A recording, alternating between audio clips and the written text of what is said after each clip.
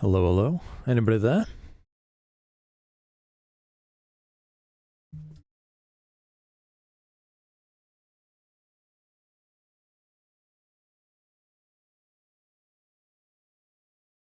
Aha, Steve, Stan, how's it going, mates? Can you guys hear me? Just really quickly making sure microphone's working correctly. Sound is good. Brilliant. You're live. Yes, indeed, mate. I'm live. Make sure this is all working correctly for you guys. So yeah, just another clear night. But we'll have a little bit of fun together once again while we've got the opportunity, because let's be honest, it's not that often you get a few clear nights in a row, at least here in the UK. So yeah. What we're going to try to do tonight largely is mostly finish off these projects we've been capturing through the last few live streams. Perhaps we could decide whether we need an extra night on it tomorrow, perhaps, as there might be another clear night then. And I guess at that point, maybe figure out what we're going to shoot next as well. So yeah, I'll just get caught up fully with chat and see what's what. So everything's good then, sounds working properly. Good to know. Looks to be, I guess. Right, Philip Butcher, how's it going? Hi Luke, just a query. How do you stack your images? I load them all into Astro Pixel Processor. Philip, that's what I like to use. I started off my Astro journey with Deep Sky Stacker. Liked that, not bad, decent results, especially given that it's a totally free program. Then moved on to trying Cyril. Didn't get on as well with Cyril. I think the user interface at that time when I tested it's probably a lot better now. Could have used a bit of work. But then down the line I got PixInsight. I stacked in that for a while. Weighted batch pre-processing. Again, great results, but I think my favourite of all has to be Astro Pixel Processor. That's been the king of them all for me, mate. It's given me the nicest results. Mark, how's it going, Mark? Nice to see you in another live, mate. Greg, good to see you. Kevin, how's it going, mate? Steve Firminger, good to know, mate. Sounds working properly, loud and clear, fantastic. Simon, good to see you. No imaging tonight. Are you not, mate? No clear skies, or just need a break? I don't understand either, yeah. Thank you, Richard, for letting me know, and Philip. Gillian, don't tell me you have another clear night. I'm sorry, mate. I'm so sorry. I do, yeah. It's not too bad. Trying to make most of it, you know what I mean? Daniel, how's it going, Daniel? Nicholas Savard. Good evening, Luke. Good evening, Nicholas. Hope you're having a good day. I am indeed, mate. Very kind of you to ask. Yeah, it's not bad at all.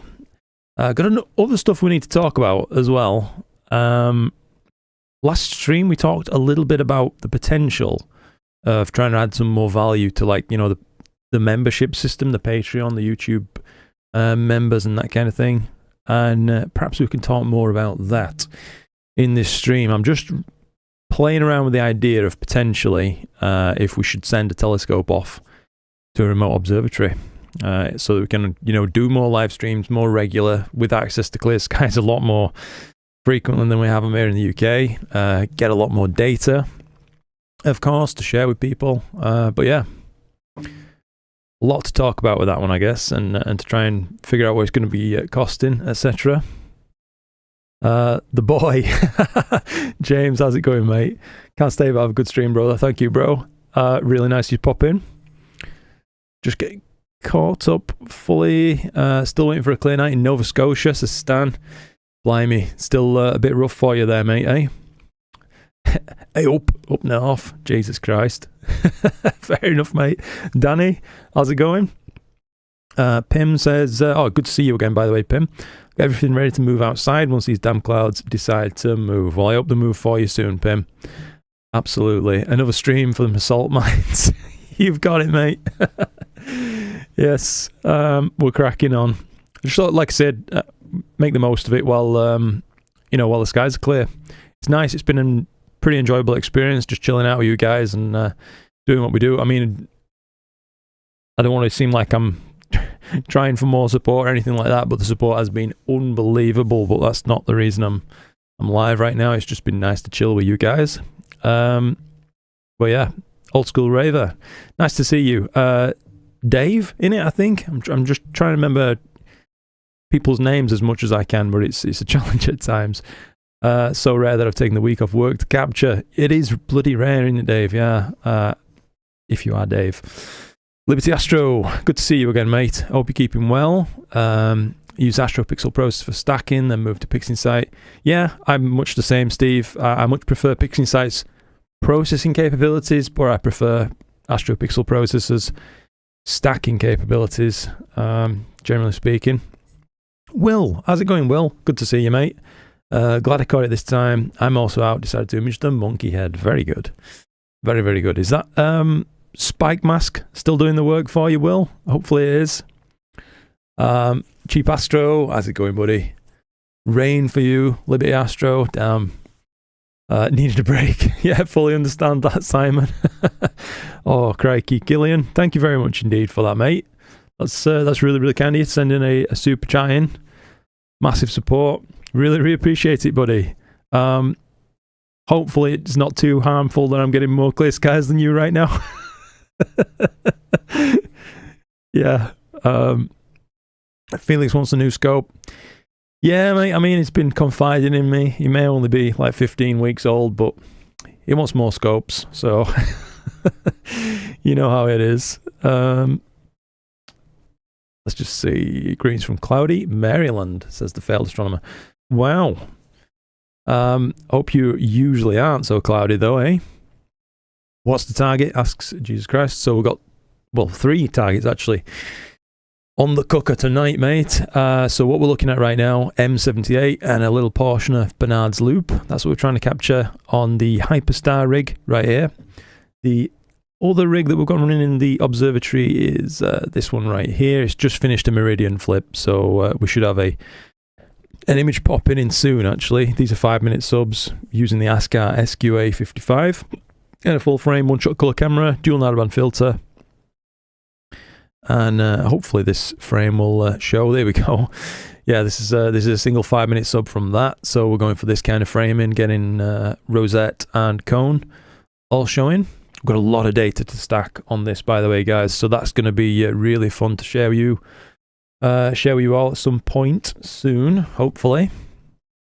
That's going to look really nice. And then finally, I've got another rig up and running, the ASI Air rig, and that's just firing away at M81, M82, basically gathering some data on that.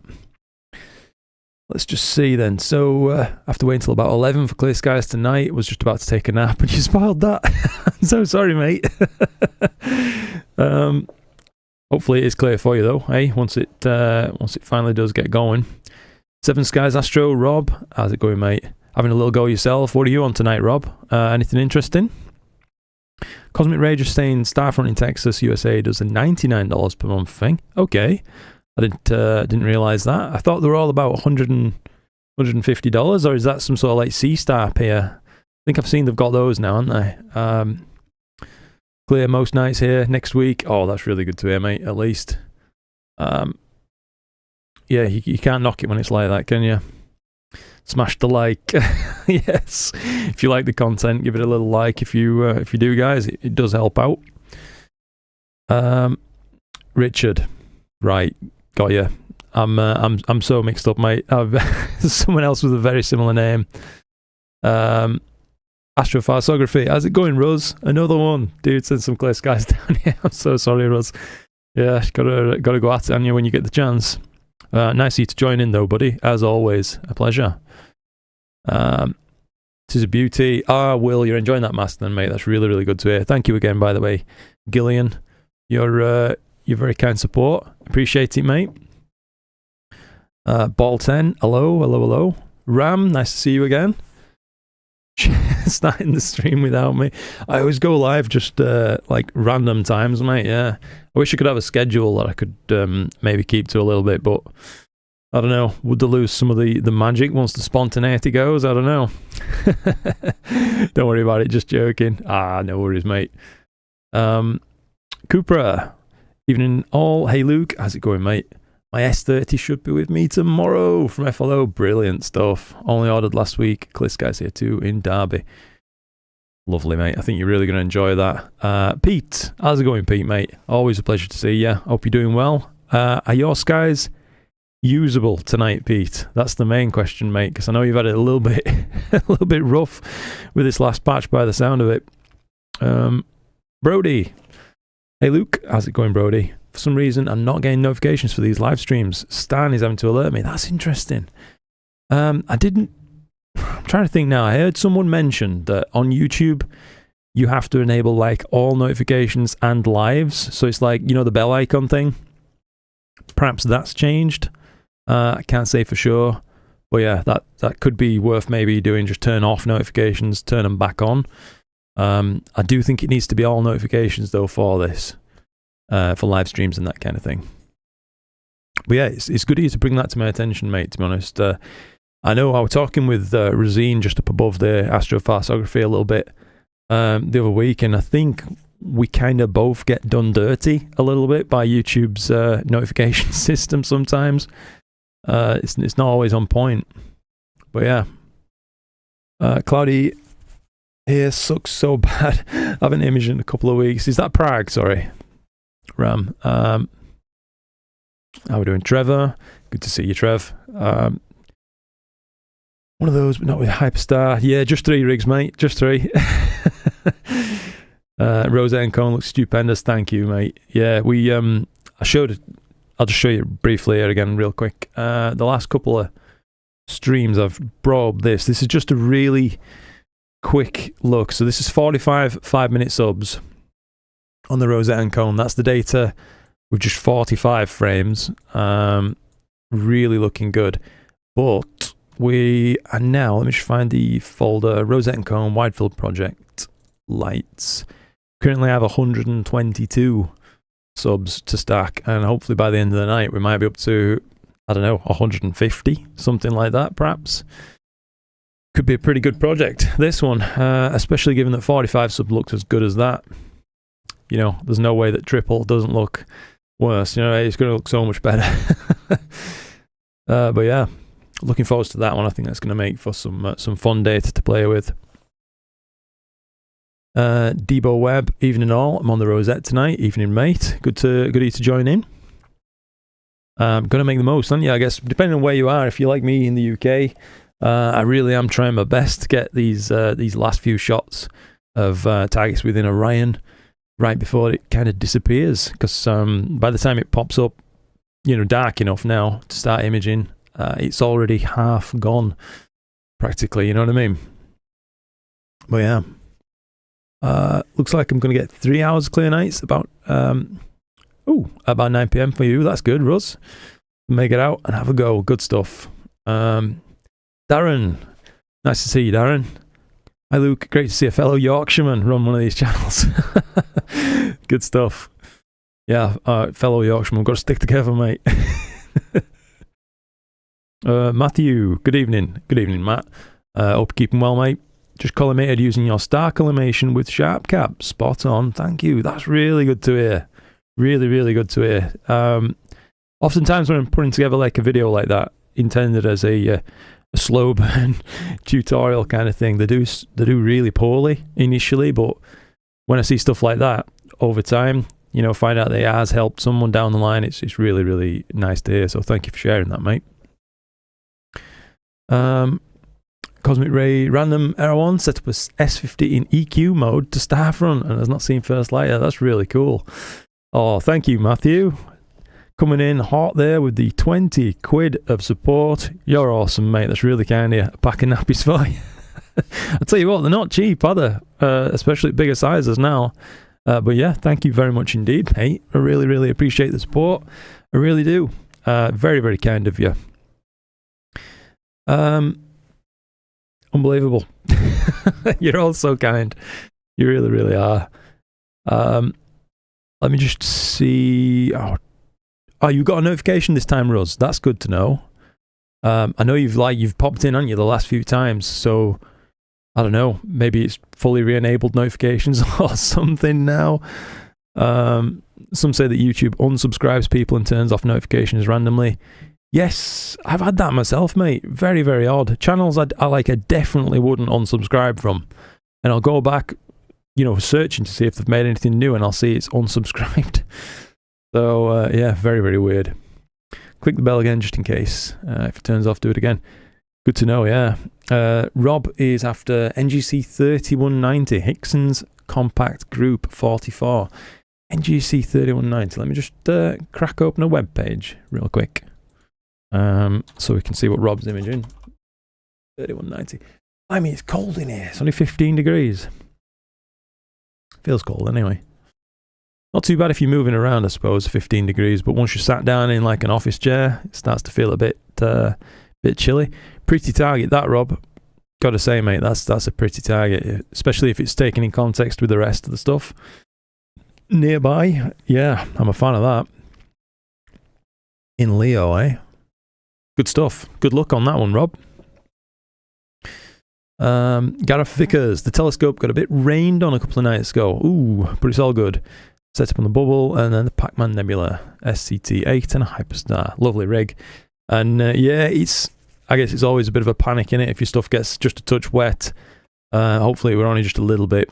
I know it can be disastrous, but generally speaking, the Astro stuff is fairly hardy. Not to extremes, but you know, it is geared to be used outdoors, isn't it? So yeah, I'm just glad it's all okay for you, mate. Brody just enabled all notifications, so hopefully I'll get a notification next time. Yeah, hopefully so, Brody. I know you love to tune in, mate, don't you? Whenever you see me go live, you're a regular face around here, mate. It's lovely. Alan, how's it going, Alan? Good evening, Luke, and all of us. Clear night in the UK, miracles do happen. Night 2 on the Conan Fox for lovely stuff, Alan. What are you imaging that with? You got any particular rig that you're really targeting it with tonight, or just whatever you happen to have? Only 3 scopes. You gotta get more going for a good juggling act, mate. True. I mean, at one point I did try running 4 rigs at once.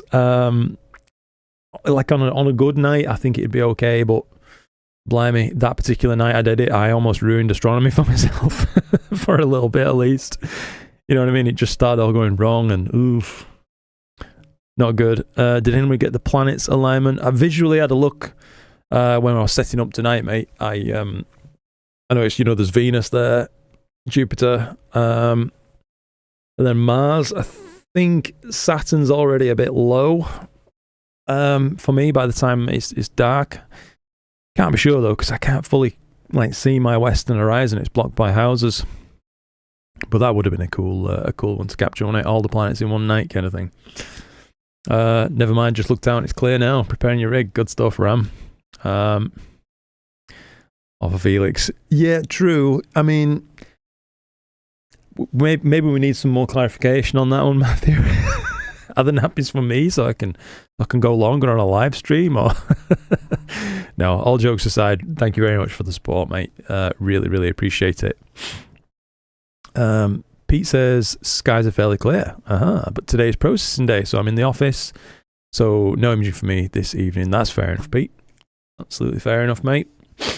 I wish my life was so well organized. Do you know what I mean? Having a processing day, that's good stuff. It just seems to be as and when at the minute, bit of a mess.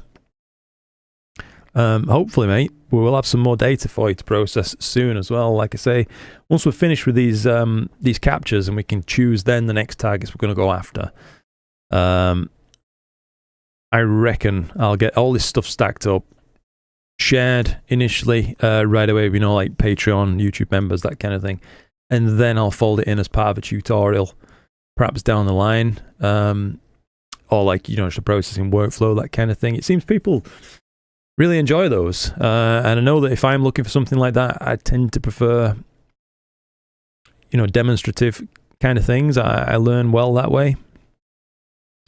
But yeah, it's good. Doug Berger, hope it goes smoothly. Thank you, mate. Gonna try and get the horse head with the few clear nights we get in Holland before it goes away. Love the channel. Very kind of you to say, Doug. Thank you very much indeed, mate, and good luck on that horse head capture. Good luck indeed. At a quid and a pound the same way. Fair enough. Yes, mate, absolutely the same. Subs thing, maybe why I don't get all the subs that YouTube says I get. Interesting. I know Nugsy, Cheap Astro there. It's kind of an odd one sometimes with subscribers on YouTube, because you'll see like you might gain X amount in a month, but your count hasn't lifted by that amount, and I think it's because, I can't remember if it's like Tuesdays or Thursdays or something, but it seems like they have really regular bot purges, because of course a lot of bot accounts get made on YouTube, and that can skew things a little bit. But yeah, I've certainly noticed a similar sort of thing, mate, so it's probably nothing too much to worry about, although it certainly can feel a little disheartening. Dave, Deep Space Dave, how's it going, mate? Finally caught a live stream while it was live. That's good. I know that it seems like a lot of people are making use of the catch-up thing, which is pretty cool. I know it's from, if like you click on my YouTube channel, it's not always immediately obvious where all these things are getting put, but there is a tab for lives, and if you miss a live stream or you have to go and you don't want to miss out, you want to catch up later, you can always find the video on demand after, with the chat in place as well, which is pretty nice. Mark Bunyan, just wondering if you're testing the new C-Star EQ mode or waiting for its soon public release. I'm waiting for its public release, mate. Yeah, I haven't tried any beta versions of this or anything like that. What I've been on with today a little bit is just well, a little bit of it we're catching up with TubeTech, as it happens. They got back with another email and about the Astro station, Stellavita rather, sorry. I keep giving it its old name. But yeah, they got back with another thing. So I've recorded a video about that. I'll have to get that uploaded to my channel and let people know where they're at with the Stellavita, which is, it's all good news, by the way. Yeah, they're really taking it seriously. It's good to see. But yeah, I will be looking at that C-Star EQ mode when it comes out, mate, for sure. I probably need to get another tripod, though, thinking about it, because it's hard, like, sometimes setting up to record something, I need my video tripod, and then it leaves me with just one thing I can use for stuff like that. So if I want to try out the S50 and S30 on the same night or something, both in EQ mode, currently can't do it. I need to get another tripod. But yeah, looks promising. ZWO 2600 MC Pro got wet a few weeks ago. No, now it's playing up, and I've probably got to send it back for repair. That's rough, Simon. I'm sorry to hear that, mate. Just how wet did it get? Like, are we talking soaked or what? Captain Tech Review, how's it going? Oh boy, here comes another telethon. How much money can we raise today? Oh, crikey. Yeah, oh, last night's stream was just unbelievable, wasn't it? Wild. Thank you again, by the way, everybody who were there. You made it a very, very special night indeed. When I went and told my family about, you know, what had been going on, they couldn't believe what had happened, kind of thing. Unbelievable. Alan's saying he used an ED80, HQ5 and Altair 269 ProTech with a 6nm HA and OFI filter. Lovely stuff. Yeah, I think you're going to have a great time with that then, Alan. Thanks for letting me know what you were actually using there. I know I asked a little bit earlier. Looking forward to getting my hands on this Rosette data, says Pete. It looks amazing. It does look good, doesn't it, Pete? It really does look pretty good, I've got to say. +1 for a disorganized life. It's the only way for me. Yeah. I don't know. There is something to be said for being a little bit disorganized, I guess. I mean, it's probably ultimately a net negative, but I find that when I've got stuff coming up in the future, and I know it's coming up, I get more, probably the word would be anxious about it than I otherwise would. Do you know what I mean? If I just take each day as it comes, kind of thing. I don't know. Maybe I'm just making excuses. That's entirely possible. Andrew, good to see you, mate. Bill, always a pleasure. Sup, Luke? How's it going, Bill? Just ordered an SQA 106 using your affiliate link. Oh, mate, that's really, really kind of you, Bill. That's mega support, mate. Thank you so much. I really like the look of those SQA 106, I've got to say. I really, really do, mate. I can't wait to see what that thing's like for you. I am going to have to get in contact with Ascar again. I said I would, and see what my options are for scopes for review from those guys. And oh crikey, Casey there, just as I've been looking away, with the $20. Thank you so much, Casey. Unbelievable. I can't thank you enough for the support, mate. I know you've been a long time supporter of my channel, and I really do appreciate it, mate. I do. Really, really kind of you. Hope you're doing well. Hope you're doing well. Tadej, is it Tadej? I'm very sorry if I'm getting your name wrong there, mate. Hello from Greece. I know you've jumped in live streams a few times now. It'd be nice if I could get your name correct. That is rough, isn't it, Rob? To be honest, yeah. Watching this while setting up my sequence for all the night. Brilliant stuff, Andrew. What are you going after in particular, if you won't mind letting us all know? Anything in particular? Cosmic Ray with the barber pole. Are you keeping up with the other channel, Bowling with Luke? No, mate. I'll tell you what, on my other channel, I wanted to like do some games content and stuff because I actually really enjoy playing video games as well. Good way to decompress, and I've enjoyed them since being a little kid. Got some dust floating around. I did want to do more with it, but it's as of yet still on the back burner. Hopefully I can figure out something to do there. But yeah. M78 is tonight's target for Trevor. Ooh, yes. Also going to move, shoot, move yesterday, so trying that out as well. Brilliant stuff. We're both on M78 tonight then, mate. That's brilliant. Got the whole group, Luke, but it's going to take loads of hours. Yeah, I can imagine, Rob. Like I said, that framing, even as it was, it just looked really, really pretty, wasn't it? That group of galaxies. Love it. Astrovino, how's it going, mate? Hey Luke, hope all is well with you and the family. Thank you for asking. All is indeed well. Yeah, we're having a good time. Good stuff. Can't complain at all. Are we? Can anybody just confirm real quick that we're still live? Because I'm seeing errors popping up on my stuff here. It's a bit of an odd one.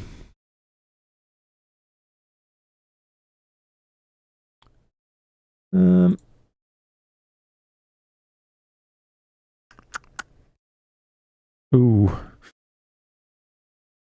Let's just see what's going on.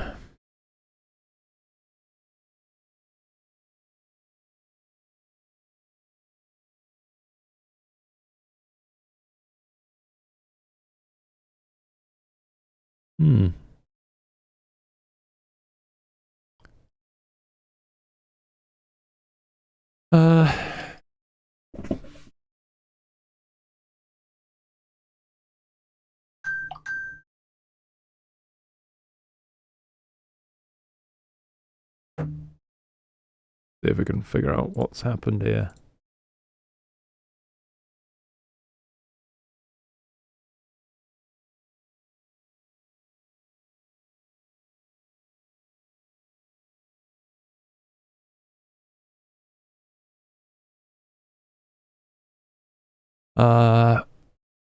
Crap. What on earth has happened?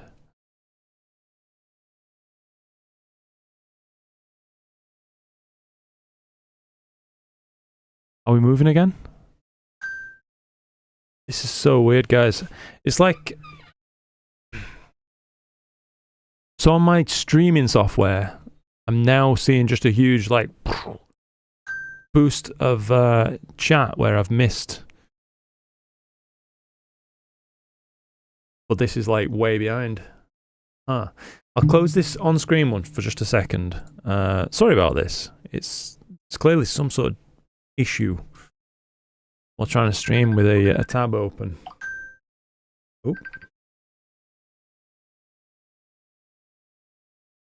Hello, Rose. Oh. Yeah, it has. Spot on. Thank you, Rose.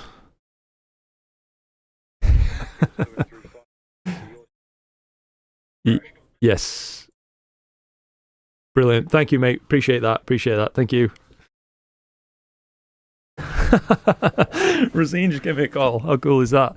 Let me know that it is indeed working. Because I'm wondering, like, what's going on. Is it a disconnect kind of thing? So I'll tell you what. We'll use this pop-out chat instead. Previously, I had it running direct from YouTube's own like page, appears that can crash a little bit too readily. So yeah, strange. Sorry about it, guys. I will catch up with you, and I appreciate you all letting me know, by the way. It's just a pity it wasn't coming through. Let's get fully caught up. Let's just see. Casey, thank you again, Casey. Really, really kind of you, mate. It is. Alan Howell. Hi, Luke. How's it going, Alan?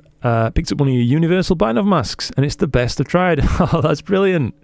Outperforms my EAF autofocus routine by a mile every time. Much appreciated. That is interesting, Alan.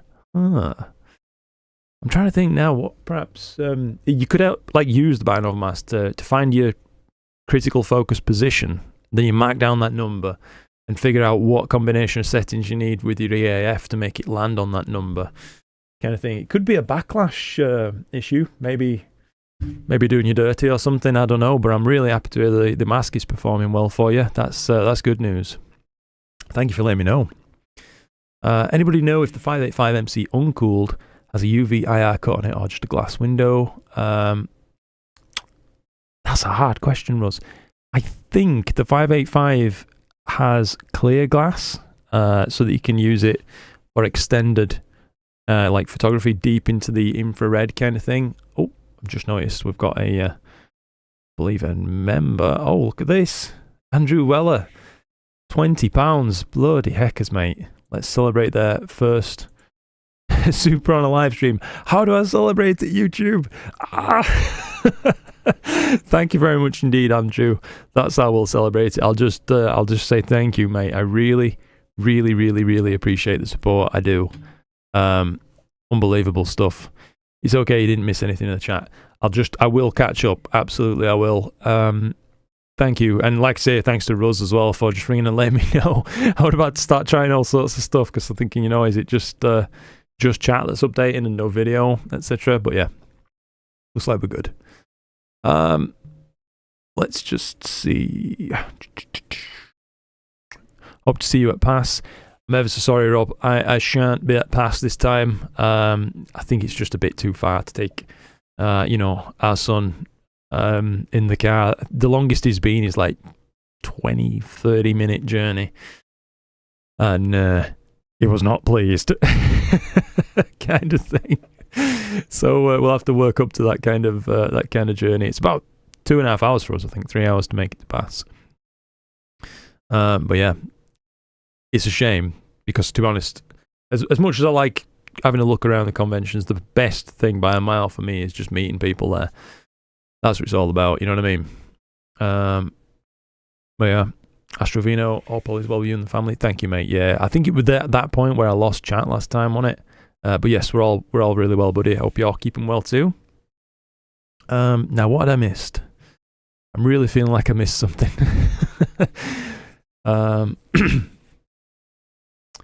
Hamburger Galaxy with the 11-inch SCT, says Andrew. Very nice. Been doing a few Galaxies recently.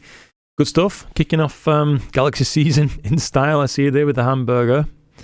I love that. The part of the Leo trio in it of Galaxies. I really, really enjoy that group. I'll say that much. Steve Cohen finally made it for a live chat. Brilliant stuff, Steve. Thank you for joining in. Thanks for all your content and your smooth style. Too kind, yeah. Very too kind, mate. David Moran, 2 clear nights back to back in Yorkshire. What's going on? I know. I can't explain it. Thank you, by the way, to everybody who helped me out there. Lasse as well. Good to see you in another stream. Oh, Chloe's watching as well. Debo, Steve, brilliant stuff. Man, I'm working on a Rosette project. Got 20 hours of D2 filler data. One of 30 hours of D2 and 30 hours of ALPT, says Nicholas. Never got any clear skies, so now I have to wait another year before continuing. Ooh. Now that's rough, but man, good on you if you've got the patience to wait that long, mate. That's big. It's still live, good stuff. Casey, question for you. Okay, Casey, let's go. F3 filters from Barda. Want to use them with my Rasa 8, or should I just get the F2? Leaning towards the F2, since I just picked up a Rokin on 135. Ooh. Right, so I would say yes, get the faster filters if the price isn't really a concern too much.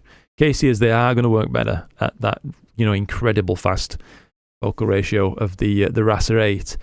As to using them with the Rokinon 135, I know that natively, is that an f2 lens? I think natively.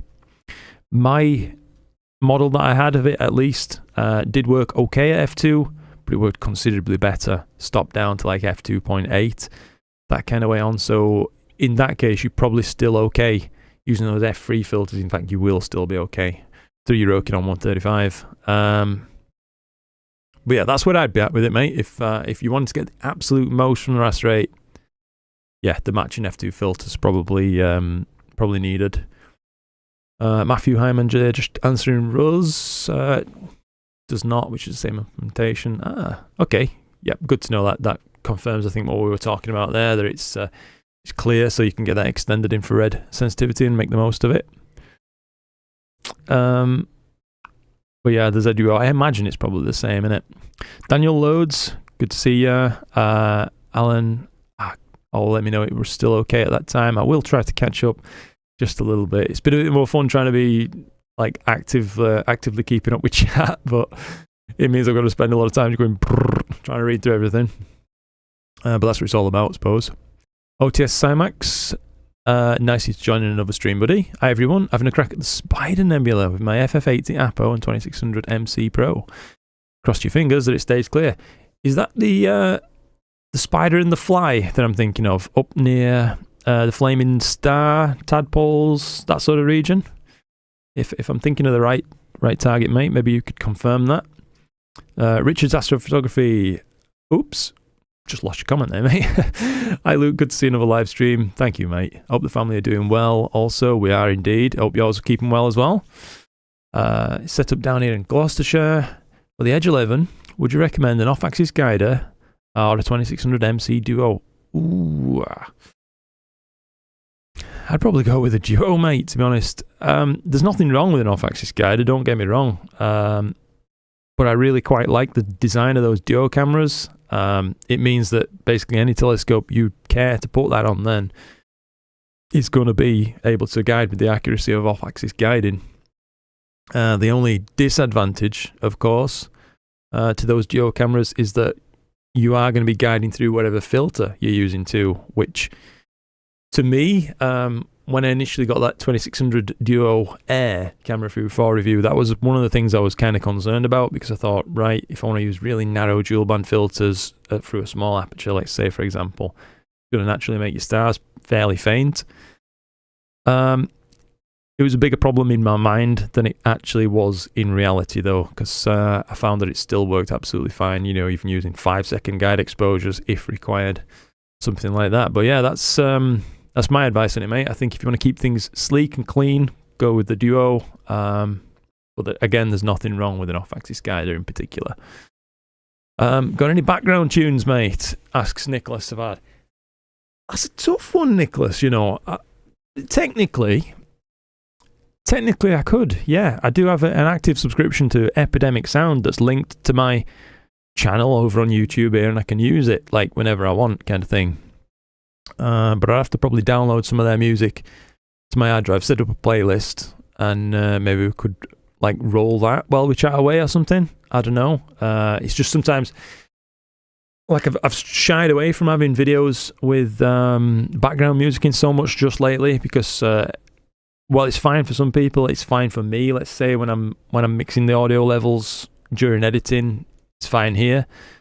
But apparently it does cause people some issues, depending on what they're listening on, as to whether they can keep up with chat, what I'm saying, that kind of thing. So, I don't know. Maybe that's a me issue. I don't know. But yeah, it's definitely a thing, mate. If people wanted to have a little bit of background, spacey themed music or something, I'm sure we could do that kind of thing. Thank you, by the way. Still letting me know when you're at that point. Refresh your chat. Yeah, it seems like it all fully crashed, mate, to be honest. Switched over a little bit ago to using Firefox rather than Chrome. I found that Firefox does seem to want to crash a little bit when you're doing something live, like the YouTube the live streams, mate. Whereas Chrome used to stay on, as far as I remember. Bit odd. Who knows what's going on there? Need the coroner to come out. Thank you. Right, need an idea for a 600mm focal length and 585 plus a 0.8 times reducer. No Southern Skies, the house is there. Can you get on the Leo trio, Ruz? That'd be a cool target, I think, mate. You don't have a live stack going. Good point, Stan. I don't. You're right. Whoops. Sharp cap. Let's fire that up. Cheers for letting me know, Stan. I just get that caught up in chatting, mate. You know what I mean? So we'll take a peek. Follow the monitor camera. At whoops. We'll run the satellite trail thing as well, as that worked quite well. We'll keep the same flat as we had last time, and let's change our folder now. So that hopefully I'll just have to. Yeah, Bill will let me know as well about the chat screen was frozen. Oh, you're so kind, guys. Thank you very much for letting me know. Really, really good of you. Now then, let's get it on tonight. So Astro Mini V2, see users, Luke, documents, Nina. There we go. Caught up. So we've got a few frames to stack already. Let's see how these turn out. I think it's quite a nice way to check that your session's going okay. At least as far as I'm concerned. Right, let's hit live stack. We'll leave everything the same as it was last night, as that were alright. And just hit play. Let's see what we end up with. Maybe there'll be a colour balance difference. I don't know, depending on the transparency of the night. Look at that though, one sub you can sort of see Bernard's loop already. Gotta love it. Let's pop up the chat panel once again. Anyway, I keep doing this. This is the problem with the using the OBS panel, is you lose where it is, kind of thing. So I'll have to pull it off screen, drag it back on. That's the better way to do it. Right, let's get caught back up. So thank you very much for that, Stan, by the way. Hopefully this will stack up nice and we can get an idea of what we're up to. David Moran, just heard you say you do universal bind-off masks. Will it fit my 10-inch Newtonian? If so, we'll have to grab one. So the current version won't fit a 10-inch Newt, unfortunately, David. I'm currently just holding out before I make the next size up. So this is like what it is at the minute. It'll fit scopes up to an outer diameter of 254 mils, which just so happens to be like an 8-inch Newtonian with a steel tube, that sort of thing. But the 10-inch version is something that's in the pipeline. For certain, I will be making those available just as soon as I can get a suitable printer. So I'm waiting in particular really for one releasing from Bamboo Lab, as I moved all my printing over to Bamboo Lab's printers because they're incredible quality, really reliable. I don't have to spend time like fixing them really. It's more just fire and forget, and that's what I want for that side of things. But yeah, I'll be making those available for sure, David. Chat was way behind too. Good to know. It's at least caught up now. Andrew Weller, no worries. He taught me a lot over the last few years, and 20 quid is cheap. It's really, really kind of you again, mate. It really is. Tom, how's it going, Tom? Kevin, which 585? So there's someone just at least confirming there for Rosa. It's just plain glass. Tommy from Germany. How's it going, Tommy? Good weather in the UK. It is, mate. Yeah, we've been having a bit of luck. It's cold. It's real cold, but well, cold for the UK. I know it gets a lot colder elsewhere, but cold for us. But at least it's clear. You know what I mean? We like that. Getting ready to go out tonight and take the 80mm scopes to Casper. The Ghost Nebula. Is that what we're talking about, Ben? Hopefully I'm not missing anything there. Cheers for the answers about the 585. Good stuff. Yeah, hopefully that's solved then. Let's just catch up Had snow for a couple of hours, says Simon. Oh, so that's what got on your 2600. Blimey. Had to strip it all down and dry it out. Thought I'd get away with it. Because it continued to work till now. Damn, that's rough, mate. I hate to be that guy, but have you considered banging it in some rice as much as you can? Draw the moisture out if there is any still left in there. But if you've taken it apart, you've probably got it all out, haven't you? I'm just wondering now if you could be suffering from some kind of, I don't know, like water that's penetrated that you couldn't initially get rid of, or I hate to say it, maybe corrosion in some way. I don't know. I'm sure you'll find out. But yeah, I wish you wouldn't have to find out. That's rough, buddy. Tom Starr, hello from cloudy Chicago. What a name, by the way, for being into astrophotography. Tom Starr. If I'm pronouncing it correctly. Any chance you're going to be able to hop over for Neef in April this year? No, Tom. I wouldn't say so, mate. But it's something I'd like to do at some point for sure, and meet you guys over in the Northeast Astro Forum. That would be really, really cool to do at some point for sure. But yeah, sorry to let you down on that, but it's just not like that feasible. Do you know what I mean? With the young son as it is. Steve Cohen, your opinions, please. Limited target possibilities tonight. Zenith Star 61 with an ASI 183 MC Pro, M31, all the tadpoles. Ooh, what's your skies like, Steve? I'd say if you've got, Bortle 5 or below skies, I'd be tempted to even try a broadband tadpoles and see how that looks. Do you know what I mean? Because it can be a really rather pretty target. Or if you've got a dual band filter you could use, maybe have a crack with that. M31's a beautiful target. It really, really is. So if you don't already have a shot of that, I can see an argument for it. But if it's something you've already hit and the tadpoles would be new, that would skew me towards tadpoles. You try reading the chat when you have 900 people in the chat, Luke. Like one after I couldn't read it. Yeah, I can only imagine, mate. I can only imagine. Hopefully we get there one day, though. What a nice problem to have. I would feel a little bit bad, though. Do you know what I mean? That I'd be almost like ignoring people. The thing that I do like about it currently is I can sort of keep up. Sort of. So I feel like if people ask a question, I can personally reply. And, it feels like we're having a conversation. Yeah. I don't know why I'm looking for a different word. That's what it is. You say something, I say something. That's, yeah. Flaming Stars next to you. Yeah, yes. The spider and the fly, that sort of way on. Cool target. Yeah, I've tried shooting that before. Mike Cole. Evening, Luke. Evening, Mike. Yeah, another live stream. Great. I'm glad to hear you're enjoying them, buddy. Getting spoiled with the clear skies at the moment, at long last, indeed. I can't see it lasting, to be honest, buddy. I'm sure we're going to go back to crappy skies before you know it, but so it is, isn't it? In the meantime, let's make the most of it. Only other issue I think that Joe has is if you can't find guide stars, which are rare, but I've had it on my Edge 11. That's fair. Yeah, you have to change your framing to find a guide star. Potentially, Andrew. Yeah, it's not an issue like I say I've had, but I can see how it could happen for sure, especially, Galaxy season. Oh, excuse me for yawning. You're looking out of the galactic plane then, aren't you? So it's naturally a lot less star dense, typically.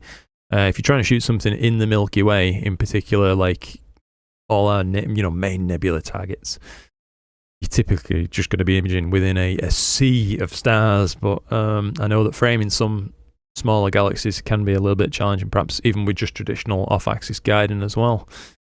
But yeah, disable hardware acceleration in Firefox. It's probably competing with OBS and coding. That's a good suggestion, Astrovino. I will have to sort that out, mate. Yeah, for next time.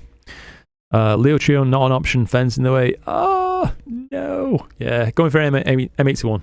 Brilliant stuff, Ruz. Yeah, I mean maybe M81. Can you fit maybe M81, M82 both in the frame, or is that just a bit too tight with the 585? I don't really know. Or if you're gonna frame both poorly, then yeah, absolutely go for one or the other. M81, M82 is also currently my target. Underappreciated Galaxy pair. Really are pretty pair, aren't they, mate? Yeah. Oh, Kev on the end is having a bonfire and your food is here. Kev on the end is having a bonfire and your food is here. Oh, God. Chloe's been very, very kind indeed. She's nipped out while Felix was asleep with my mum and dad there, and she's got a double down from KFC for me. I wanted to try one. She's a good one. Might have been watching your OBA observatory build videos. Oh, nice. I want to build one so bad, but I don't have the room nor the budget. Debating just getting a tent or something for now.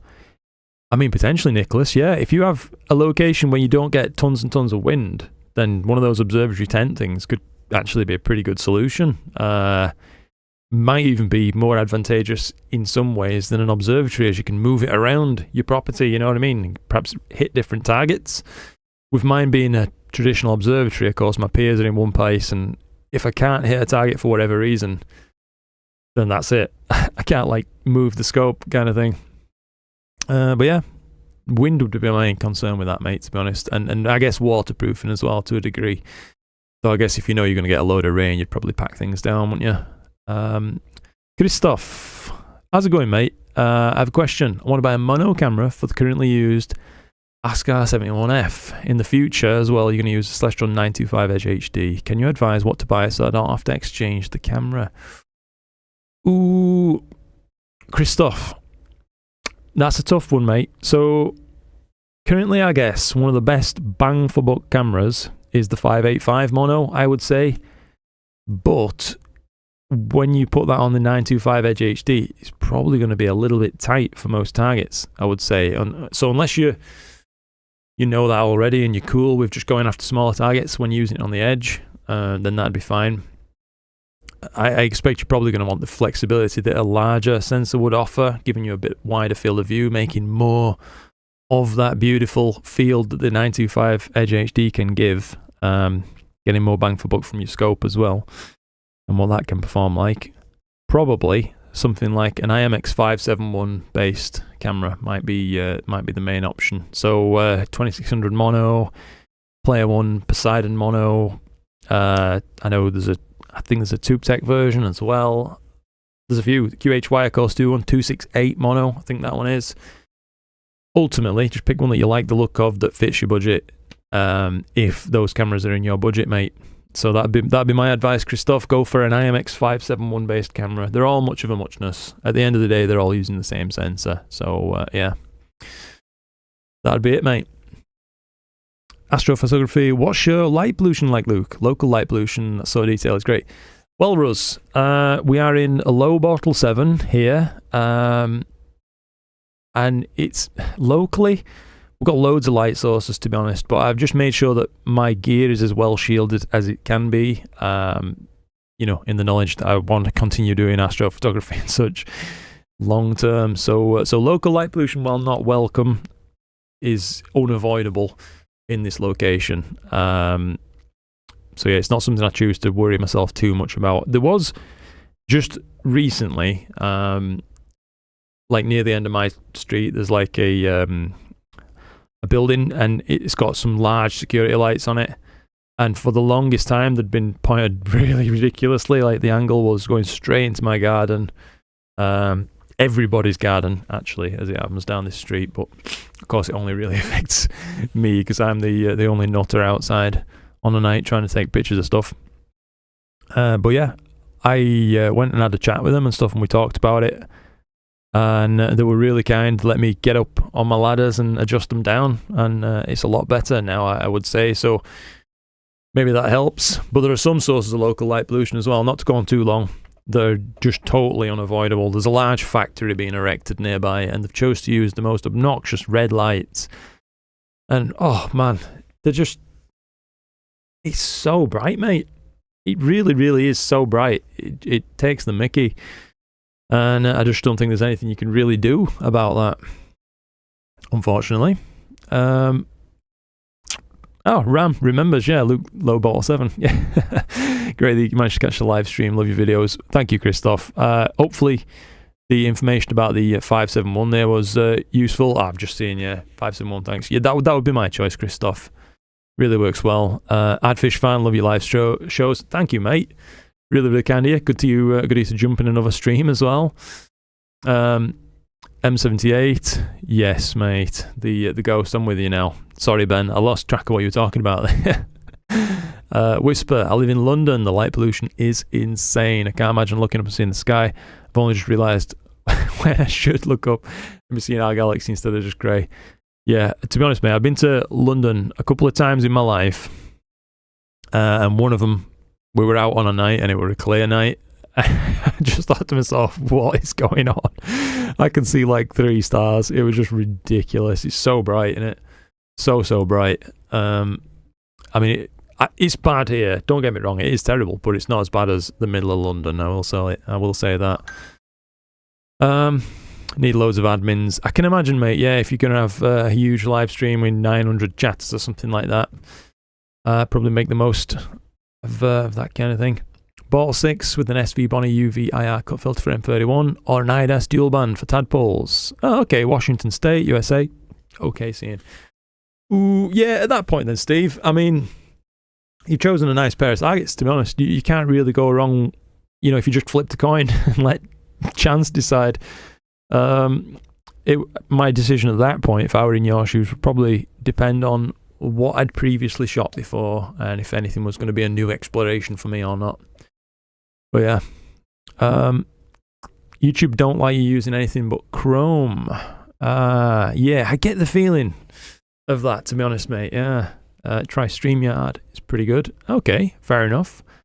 I'll have to come back and take note of all these things. I really do appreciate the advice. David Willis. Hi, Luke. Always love your videos.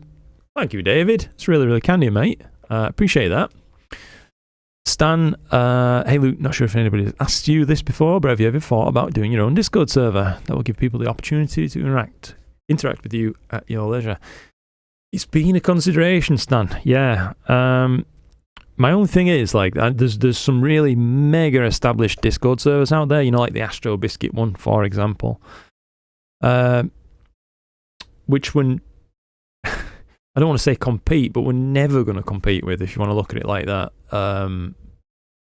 So I don't know as to what usefulness it would be. There is another way, of course, that people can post images and stuff that I can see now on YouTube. So you can go to the community feature and, oh crikey, Alan, thank you very much for that, mate. The 20 quid donation. That's really, really kind of you, buddy. Thanks for your help and your datas with the free data. Your videos with free data taught me so much when I was starting out. Thank you, Alan. That's extremely kind of you. Really, really appreciate the support, mate. I do. I was just mentioning, while the thought's still in my head, there's a new community feature on YouTube here where you can post your images and other people from the Luco Matico community. You know, I can't think of what else to call it, but other people from that community can see your images, interact, post comments, things like that. I can see them too. But I think currently, just to be fully clear, I think it's only available on your phone right now. But it's a cool thing, and it's all within YouTube. Do you know what I mean? So there's no messing about downloading up extra stuff. But yeah, a Discord might still be possible if some people really, really wanted it. I guess there is some advantages to a smaller Discord as well. You know, can be a little bit more personal, I suppose. Let me see. Do you have a site like Discord? Someone else asking, yeah. Then I can chat with you during live sessions. I'm deaf, so I can only read subtitles after. Oh, right, David. Got you. That's a consideration, yeah. I don't know, is there any live subtitling that's available on things like this, or is it just after the fact when the video is processed, I wonder? But yeah, that's something to think about, actually, David. Yeah, I'm all for, you know, having my content be accessible by anybody who wants to watch it. So yeah, good thing. Tom, currently using the Altair 26M. That's another option. Yeah, I have a 571. Great camera, a bit cheaper than the ZBO versions. Yep, another good option. Gideon. Good to see you again, Gideon. Good evening, Luke. Are the clouds dispersed unevenly yet? Here in Amsterdam, it is overcast. Let's have a quick peek, actually. Skycam. We seem to be all right, I want to say, mate, to be honest. We are looking potentially at getting another camera here so we can see a little bit better view of the night sky as well. That could be useful. As you'll note, sometimes like the sky cam is a little bit behind. Like right now, it's really weirdly behind. Who knows? So actually, what am I doing? Looking at that, I've just noticed the time. I'll go check, actually, because there could be some smoke going by. I do need to be back in just 2 seconds, guys. And I'll catch up properly with chat at that point. So see you in just a moment.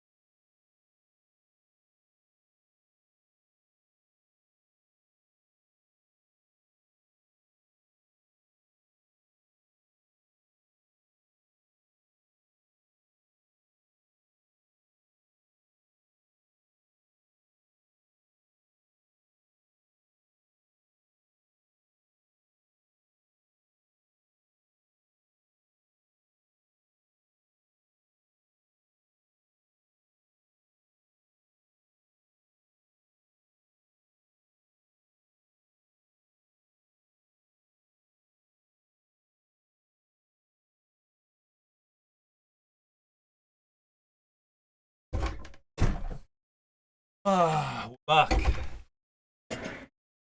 Blimey, it is cold out there, guys. Oof. She's right. Someone has got a fire going, but it's just pretty low smoke. It's not too bad. So we shan't let it dampen the spirits. You know what I mean?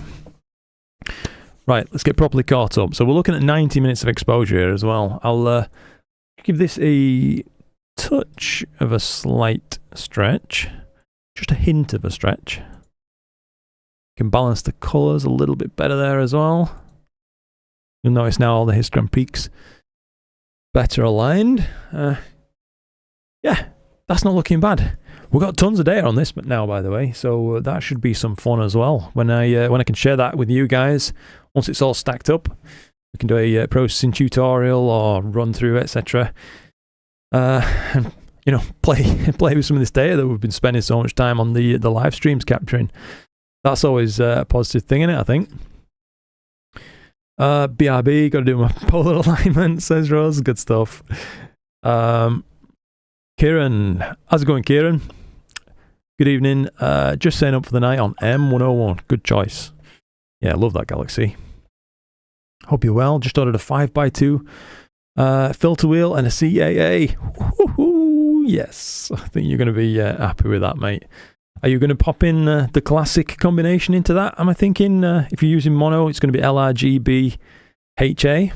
That kind of thing. You can do a lot with that. About the CAA, I need it to connect an M42 camera and M48 scope. Do I need additional adapters? Ooh, that's a good question, Gideon. I think it comes with, in the box, I could have sworn it comes with an M48 scope side adapter. So you'll be alright with that one, mate. I'm just trying to remember now what the camera side is. I think it's natively M48, if I'm not mistaken. Someone else who's got one is probably better off answering that, as honestly, I can't remember right now. Sorry about that. But I think you'll like the rotator. I'll tell you that much. It's a good bit of kit. JTW, how's it going, Josh? Good evening, brother. Hope you're well. We are well. We are well, absolutely. When are we getting together and doing some more drawings and paintings, mate? It's always a good time. Astrovino, question. Are you still using the Player One cameras? Indeed. Yes, we are, mate. How do you find the Uranus C Pro? What sort of game worked for you and Nina? So the Uranus C Pro, I think it's gain 120 or so. Basically, whatever's Unity. Tiredness. Sorry about that, guys. Yeah, Unity is where I kind of like to use these cameras. So one Electron, one ADU. try to go for that. But yeah, still using the Player One cameras, still really enjoying them, mate. Can't say out bad about them. They've just been plugging away quietly in the background. Do you know what I mean? The best gear, I know it's that old cliche in it, but the best gear is the gear you don't really think about, because it's just doing its job quietly. You can enjoy it. I think I might have to turn my little heater on. 2 minutes. Hopefully you don't get any sound feedback from this, guys. I'm bloody freezing. Thank you again, by the way, Alan, and everybody who's donated towards this stream. It's absolutely incredible of you. It really, really is. We've got the best community on YouTube, I reckon. I think we do. Absolutely. Say hi to Clear Skies from me. I did do both, don't you worry, mate. First thing I did was have a look up and think, yeah, not looking bad. Universal Measuring Stick, good morning from Australia. Good morning, mate. Good to see you. Sneakily watching from my desk at work. Oh, nice. You love to hear it. What's that? What's the joke now? Boss makes a nickel, I make a dime. That's why I watch videos on company time, or something like that. Boss makes $1, I make a dime, something like that. I can't remember. Ben McLaren, Queeve amazes me with what he gets from Tokyo. Yeah, he does, mate. Yeah, I don't actually know what Queeve's light pollution is exactly at his location. I can imagine if you were in like central Tokyo, it'd probably be like real bad, wouldn't it? But I don't know if he lives central or if he's out and about a little bit, maybe, you know, a bit more suburban. I don't know. Disvai vom Feld. Hi from Germany. And Disvai vom Feld. Hello to you in Germany, sir. Thank you for joining in. I hope you enjoy the streams. It's nice of you to be taking part. It is. And hopefully I've not just said something terrible in German. No, all jokes aside, I appreciate you coming, mate. Sam, how's it going, Sam? Zach, how's this guy's been for you? I've got maybe 2 or 3 clear nights for shooting all season. To be honest, Zach, up to this little spate of clear skies that we're just having right now and enjoying currently as part of all these live streams, it's been bad, mate. It has been bad. So I'm really, really welcoming these. 100%. About that, how did you come up with the name Luca Matico? Honestly, there's no special thing with it. It's just like an old gamer tag from, you might know about Xbox, that kind of thing. You had to pick like a tag, what you were going to use, and I used what my email was at the time. So I've had the same email address as well for the very longest time. So I just thought, well, why not keep going with that? It's been my tag for a long time. It's kind of regret it in some ways these days, as it, you know, it's got nothing to do with astronomy or anything like that. It's just a silly name. But yeah, it is what it is. I wish I had some cool stories to give you about that, but no, it's just exactly as I said. D-Fresh, nice to see you in another live stream, mate. Goodie to join in. Good evening to you. StreamYard, is that what you were mentioning? Sorry, Liberty Astro, got ya. I believe OBS as the subtitles, also as a plugin. Oh, good stuff. I know that YouTube does a decent job of subtitling stuff after the fact. It's just like whether they're fully accurate or not, given that I often speak a little bit accented. Yeah. Having a Discord server is not about competing. Yeah, true. With other Discord channels, it's more about community. That's yeah, it's a good way to look at it, mate. I suppose going dancing in the garden again. You've got it, buddy. That's it. Yeah, it always surprises me. The amount of support on the streams is just unbelievable. This man has such a nice and cozy observatory. Maybe you can share us the plans. To be honest, my plans for this observatory, I modelled them out as a 3D model in just Tinkercad, I think it's called. It's like a really simple design program that's just online based. and I put it together, just used like scaling things. So like 5mm was 1 foot kind of thing of the scale that I went for. And once I got something that looked like it should work and fit in the space that I had available, after modeling out, I thought, right, damn, let's do it. And yeah, made it happen. Put the whole thing together over the course of a couple of weeks. It's now a few years old, and yeah, it's holding up fantastic. Really, really enjoy the place. It cost a few quid, but ultimately far cheaper than having someone build an observatory for you. I will say that. And there's some satisfaction as well from having put, you know, every screw and nail in yourself kind of thing. Yeah, worked out all right. I do have a video, by the way, Gideon, if you haven't seen it already, mate, on my channel detailing a lot of the build. I also got a separate video showing how I've done my piers as well, as I built this thing on like a flagged patio area that we'd had down for donkey's years. I knew it was a good base to put this thing on, so I thought, right, let's just do that. But I didn't want to ultimately take flags up and dig down and sink a pier like you traditionally see people do, so I've got a different design, and it's worked really, really well. But yeah, I've got some videos on that. Doing a rain dance for other YouTubers. Oh, mate, can you imagine? He's away, flood the chat. Sorry, I am going to catch up. Did you know that you can't autofocus when your lens cap is still on? Do you know, mate, that is information I could have used at some point. I've definitely tried that kind of thing. Why can't I play Solve? Because your lens cap's on. Plus 49 degrees from the horizon, plus 270 degrees, I guess, due west. California nebula is apparently visible. It looks absolutely amazing. Could you get a picture of it with your gear? Yes, I have in the past got decent shots of the California nebula, mate. It's a target I would like to revisit, but I'm wondering, am I a little bit late in the season now for it, unfortunately. In fact, I probably am. But yes, I think that's something we could definitely add to the list of things that need, like, desperately need reshooting for next time. Community things a nice touch. Just posted you one of my images. I've got a ton I need to catch up on, Andrew. I really do, mate. I love looking at them though. It's great stuff. Seeing what people have been actually getting up to. Do you know what I mean? It's interesting. Phil Lang, how's it going? Evening, Luke. Currently on Thor's helmet. Another target I want to shoot. Only 20 degrees above the horizon, but can't get decent stars despite good guiding. Scratching my head. Collimation is good. Wondering if it's terrible flexure. Ooh.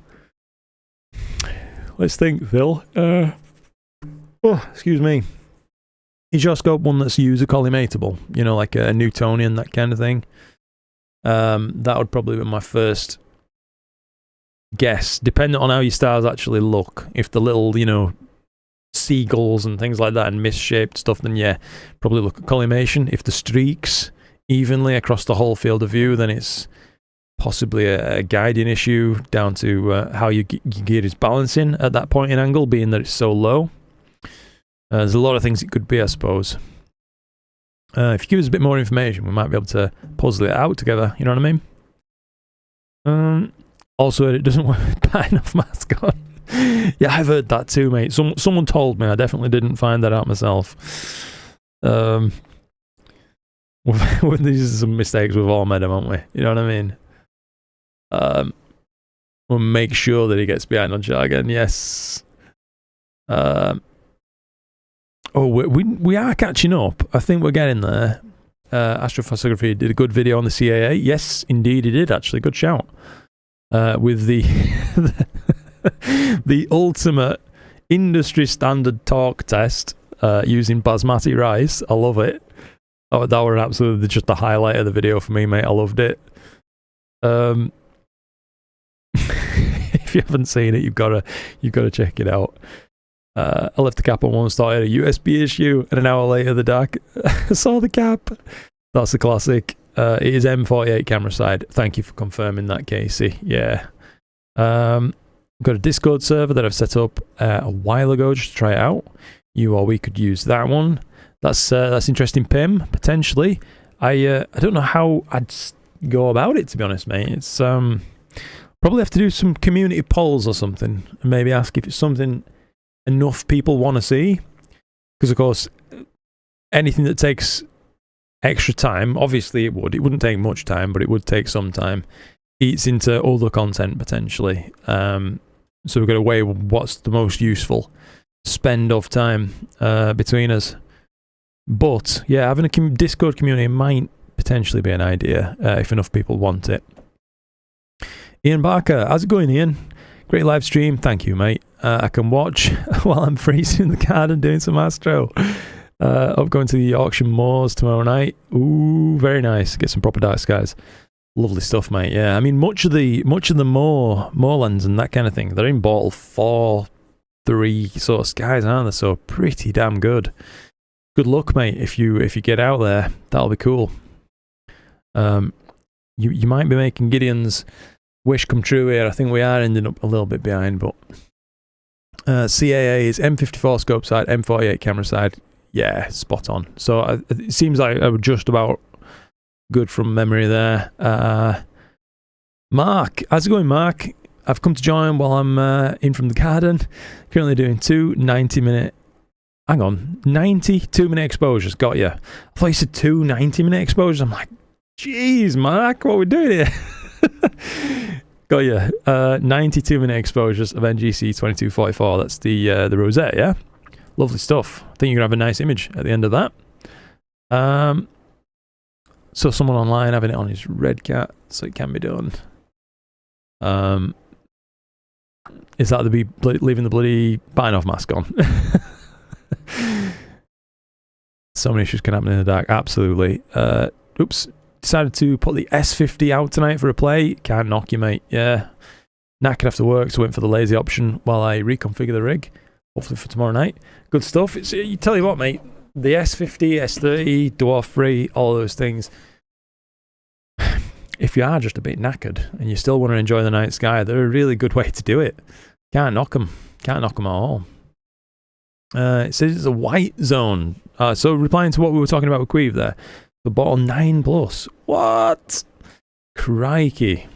Mark writes, off to the widescreen centre to look at a new scope for planetary images. Ooh, any advice? Kind of depends on your budget, Mark, to be honest, mate. I think one of the best bang for buck scopes you can get for planetary is got to be the Skywatcher Sky Max Maxitovs. I think they're cracking scopes, mate. Yeah, they're very much hyper focused. They're good at like one thing. It's really just planets and lunar. So if you're happy for that, you're looking for a hyper specialized scope, then yeah, perhaps one of those is going to be spot on for your budget. If you've got an extended budget and you're happy to spend a ton, maybe have a look at one of the like an Edge HD11, that kind of thing, as you can use that for a lot too. Very, very nice telescopes. But yeah, certainly no complaints with my SkyMax 180. Not a cheap scope in its own right. I think they're about £1,000, but they sometimes pop up used. I got mine used. Not that bad to collimate. Pretty stable after collimating as well, as long as you tighten up properly. Yeah, that's probably what I'd be looking at, mate. Queevy's bottle 8.9, if I remember. Blimey, yeah. Lazy Astro, hi Luke, good to see someone has some clear nights lately. Thank you, mate. Not much of that here in Connecticut. Damn. Hopefully it clears for you soon, buddy. But yeah, we've been having a good bit of luck lately with some clear skies. Telford, how's it going, Telford? I know you've been a hell of a long time watcher of the channel. Nice of you to drop by.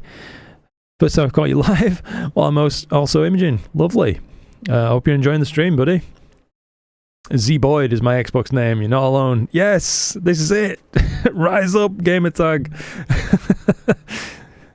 Christoph ZWO EFW, as far as I remember it, as a native 54. There's also an adapter for 48. Unfortunately, only one. I'm just trying to think now. Yeah, I know someone mentioned you're fine if you want to use like a filter wheel on the rotator, but you can't so easily pair it with an off-axis guider. I think is the general advice. Do you know what I mean? And a filter wheel, should I say? It's kind of one or the other. as it replaces one of your existing spacers, given that it's that 16.5mm thickness. I should clarify. Seeing live subtitles on StreamYard, this seems pretty spot on. That's good to know. Yeah. No subtitles when live. Can't enable it now, for example. Not sure if it's just me. On Firefox, got you, Gillian. Thank you for checking that, mate. I guess they just probably get populated after the video processes then, because let's say once I finish this stream and I hit like end stream on my software and then end stream in the YouTube studio as well, I've then got the option of what I'm doing with that video afterwards, and I always choose to just upload it as a video on demand sort of thing, so it goes just out and it can be watched anytime then by people, hopefully with live chat embedded and things like that. But sometimes it misses the embed, so that's why I'm choosing to do a bit more of this, you know, showing what people are saying on screen in a pop-out panel. But I suppose at that point it might you know, populate subtitles too once video is processed. Let's just see. OTS Simon Xbox Gamer Tag also. Yes, we're all here. Brilliant. Pim, is it worthwhile to get the rotator from ZWO? I think so, but it depends the rest of your rig, Pim, to be honest, mate. Like we were just talking about, if you've got a like a filter wheel and an off-axis guider, then no, I would skip it. It's not going to work in most scenarios at that point. But if you don't, like basically all of my rigs, I tend not to use off-axis guiders now. I really just rely instead on separate guide scopes, or in the case of that 2600 Air, the on-axis sensor. Yeah, I think it's a great choice then, because I don't particularly enjoy setting stuff manually. Rotation. Some scopes got good rotators, some have got very iffy rotators, but it takes out all of that trouble. And you can set a bunch of targets per night. That's like the biggest selling point for me, Pim, to be honest with you. Let's say if you're coming up to galaxy season, not every galaxy you want is going to want to be rotated at the same setting. So you can get on stuff early till it, you know, goes out of view or whatever, move to another target at a different rotation, and do that night after night after night with no faffing around on your end. It's pretty cool. But yeah, I guess it's just a personal thing whether you're going to get the mileage out of buying one of those or not. For me, I think it's certainly worth it though. CCS, currently on my third night on LDN 1622, the Boogeyman. Very faint. I'm aiming for about 12 hours, clear skies. The Boogeyman, that's like up here somewhere, isn't it? Just off actually Bernard's Loop. So we're really pointing in a very similar location as far as I'm aware, aren't we? That's pretty cool. 12 hours though, eh? Good project. Defresh. Last night couldn't autofocus. Come to find my Pegasus software was updating and threw off the focus position number. No! Oh. That's rough, mate. That's rough. Where's your portal? Ramwara just asking. 13 plus hours of ball 7. Still not even close. Damn. That is a faint target then, isn't it? Shooting it again with almost no moon seems much better. That's good to know. Discord server I would definitely become a member of. That's cool. That's cool, Gideon. Me and Stan help manage Chuck's Discord. Oh, okay, so Chuck's got a Discord as well. We could help mod it if you decide to go through it. That's really cool. Thank you, guys. Yeah, you probably would need moderation and that kind of thing, I suppose. Yeah, it's likely like more than one man can handle realistically in it. So yeah, that would be potentially very handy indeed. Appreciate the offer very much. Thank you. Pegasus software is terrible. Mixed feelings on the Pegasus software for me. When it's working, it's not bad. But I have had some issues with it. Not much, thankfully, though. Every update breaks stuff. They need to sort that out. No, that is bad. Darren Stansfield. How's it going, Darren? Getting some really good data on the jellyfish tonight. Cool target. Last wide field nebula target before swapping scope to the Altair 115 for galaxy season. Nice. Mike Cole, also on LDN 1622, second night for you. Didn't can't talk. Didn't realize how faint it actually is. Yeah, I've never tried it, to be honest, in particular. Is it, like, notably loads fainter than, you know, Bernard's Loop, let's say? That kind of thing. We could get an idea if it's something we could tackle from home at some point. Liberty Astro added an LED screen to my roof controller. Shows open, closed, safe, unsafe. That's handy. Karen, how's it going, Karen? Hi, Luke. Thanks for all that you do. You're more than welcome, Karen. Enjoying your live stream while capturing the UFO galaxy, NGC 2683. Let me try and... I'm sure I've seen that before. Hang on. NGC 2683. Ah, that is a pretty galaxy. Yeah. For anybody wondering what Karen is up to, there she blows. That's a heck of a target. Yeah, like it. Good stuff. Might have to join you on that at some point, to be honest. Thank you for joining in on a live stream. My name's also my PlayStation name. It looks like I'm not alone then with the naming convention. 20,000 subs soon, Luke. Well done. Thank you, mate. It's all thanks to you guys, though. Yeah, it really is. I can't believe how lucky I've been with the YouTube stuff and how it's came on, and what a change it's made to my life as well. Like, wow, what a turnaround. And as I say, it's all thanks to you guys. So, thank you. Genuinely now, yeah. I always say it, like I say, in my videos and stuff, I make a point of being thankful, because I bloody well am thankful. It means a great deal. Very happy to be in the position I am. Very, very happy. Dom, how's it going, Dom? Hey, Luke, hope all is well, friend. All is well indeed, Dom. Thank you for asking. Hope you're doing good too, mate. Nice to join in with everybody on this live stream. It's a good way to spend this evening, I think. Just chilling out, chatting.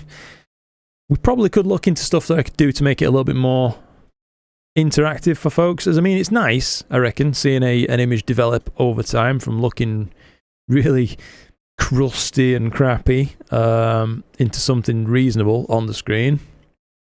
But, you know, if we could do some more, maybe get some more EAA live streams in where we have community targets picked and things like that, that could be some fun that we could get on with, you know what I mean? But yeah, right now, as it is, the reason we've been doing this, by the way, of course, back to back, just this kind of live stream, is because I'm trying to gather data for some future tutorials, basically. And, you know, it's imaging time that I'd be putting in anyway, so I might as well spend at least some of it streaming. You know what I mean? Seems to make sense. But the good side of this is, being that it's not too taxing mentally, is I can devote my full attention to chatting with you guys, basically. Always nice. Let's see. 1622, so faint, I can hardly see on my subs. Ball 4. Wow, that is faint then, if it's hard to see from a ball 4 as well. Hey Luke, thought you'd be grabbing some rare UK data. We are indeed, Peter. We're cracking on with it, trying to make the most. Pim just got an autofocuser about shooting several targets. I'm all for automation. Cheers for the tips. Well, if you're the sort of person that enjoys automation of your rig, Pim, then yes, I would try to find a way to fit a camera angle adjuster in there as well. I just feel like you can get more done. Do you know what I mean? Especially if you're anything like where I live. Clear skies, they're not exactly plentiful. So making the most of every single hour is key. And prior to getting the rotator, I think I mentioned something like this on my kind of like intro video to that rotator. Prior to getting something like that made rotation hands off, I would typically choose a rotation and stay at it for a good while, often at the expense of data on other targets. Whereas now you can be at whatever you need to be for the exact framing you wish for everything. It's no trouble. Really, really good. Recently installed the ZWO CAA in my Edge 11. So far, loving it. Good to hear that, Andrew. Good to hear that indeed, mate. Gideon asks, what's your opinion of people getting antsy about ZWO's closed system whilst they themselves are using Apple products, for example, or Samsung, and are locked in that way? Interesting question, mate. can see what you're saying. There is perhaps a degree of hypocrisy there if you're, you know, worried about being locked in while probably typing the comment from a device that's locked in, like walled garden kind of thing anyway. So I know exactly what you're saying there. It's a tough one because a lot of people's complaints is that I think that like ZWO are meant to be using pieces of source code that's meant to be open source, and they're not given the proper attributions, which, yeah, I can understand that's a problem to some folks, and on the larger scale it's a problem, like, but for the average person like me, I know it might sound rough, but why would I care? Do you know what I mean? It's I know it sounds nasty to say that, but ultimately I just want a device that works well. Is there a better way they could do it? Probably. I'm maybe going to end up doing that down the line, hopefully. But until such a date, it's not like I'm going to boycott the ASI Air or something, because they have made a great device, and I think the good outweighs the bad. Ultimately, in the device that they've made enables more people than ever to enjoy the night sky pretty free of trouble. But yeah, that's probably where I'm at with it, mate. It's the closed system on its own, by the way, just to finish off what I was talking about there in that comment. I don't particularly see it as a problem because they never advertised it as anything but. Do you know what I mean? It's always been part of the ZWO ASI Air experience, is that you are going to have to use gear that is compatible with it, or you just don't get to use it. So yeah, it's not a problem for me, and the upside of it is they're only supporting their own gear, aren't they? So it works and works well. I'll try to catch up a little bit. Clouds rolled in shortly after. Discord would definitely be awesome. Okay, so we're getting a lot of support by the sounds of it for a Discord idea. That's perhaps something we can look into.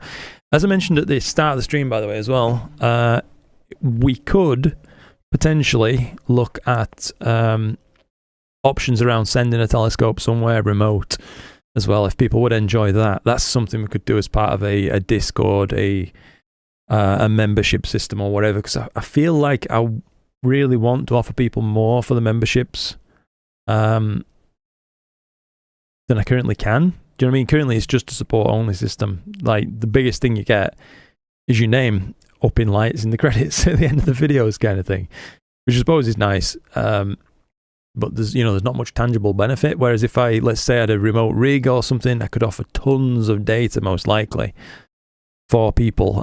We could have community-led choices where, maybe we'd put up a poll and say, what's his next target? List a few targets off and have it voted on democratically, and just whatever gets the most votes is what we shoot next. Maybe we could choose as a community how long we're going to spend on things as well. So there is a lot that could potentially be done with that kind of thing. It, of course, comes at a cost as well. But yeah, do the pros outweigh the cons?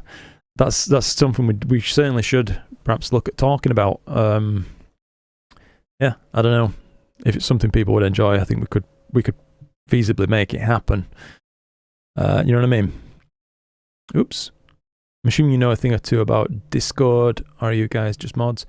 Sorry, asking Brody. Got you. Let's just see. Liberty Astro. Don't have the time to make videos for my Astro channel. Too busy with the planes. Yeah, true. Planes and coding. You've only got so many hours in a day on your buddy, you know what I mean? Definitely agree. The CAA would help automation and maximizing how much data you can get on a night, says Rose. I'd keep mine, but can't spare the money at the moment. 100% appreciate that. It's not a cheap device. That's very much, worth noting. For a rotator, it's the cheapest rotator you can get, as far as I'm aware. But that doesn't make it inherently cheap on its own, given that you can do the same job if you're motivated enough to keep going out there and fiddling with your rotator kind of thing. But yeah, how much is that convenience worth to you, I guess? Solution to cloudy skies could be SFRO. Wonder if they would give you a special promo if you cross-promoted. What's that? Starfront Remote Observatories. Sorry, I've just figured out the acronym there. Sorry about that. Potentially, mate. I don't know. I'd feel a bit tight doing that kind of thing. Do you know what I mean? Because everybody else is having to pay. Why shouldn't I? But I don't know. You know, Bray Falls actually got in contact a little bit back, and I wish he could have made use of the opportunity, but he offered me the chance to use his triple Rasa rig for a night or two, that kind of thing. But it just didn't fall right for me, do you know what I mean? In terms of time when I would have been available to actually make the most of that. So I opted, to say I really appreciate it, because clearly I do. But it probably should go to someone who could make more use of the opportunity for those nights. That's the way it goes. But yeah, it could be cool. My 10 penneth about ZWO ASAR as a software developer, criminals.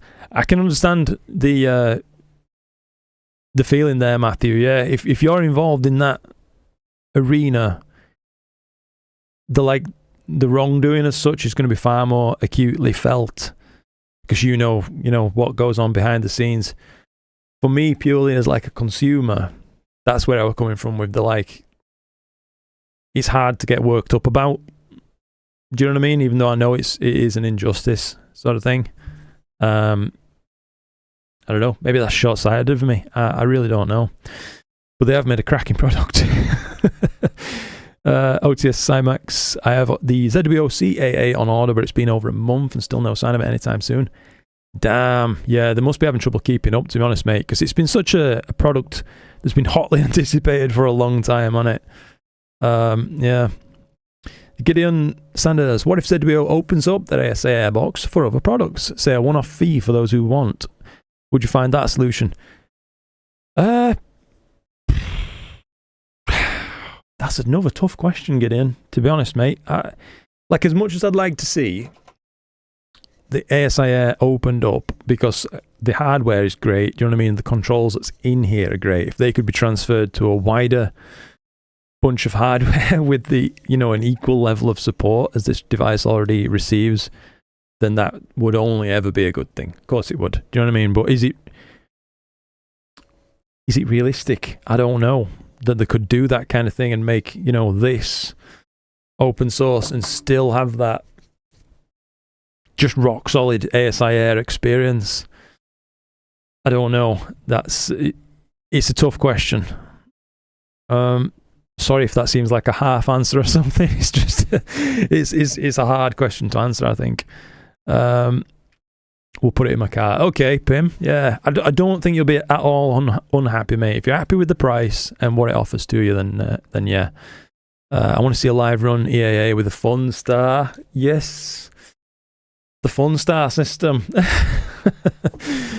That could. The Hyperstar and stuff is so much fun. I think come summer, we're going to have some really, really interesting times. If I wasn't trying to make the most, like I say, the last gasp of Orion that we're getting at this time of the year, then we probably would have already made one of these into an EAA stream, that kind of thing. Matthew there, you've got to hand it to him. I mean, yeah.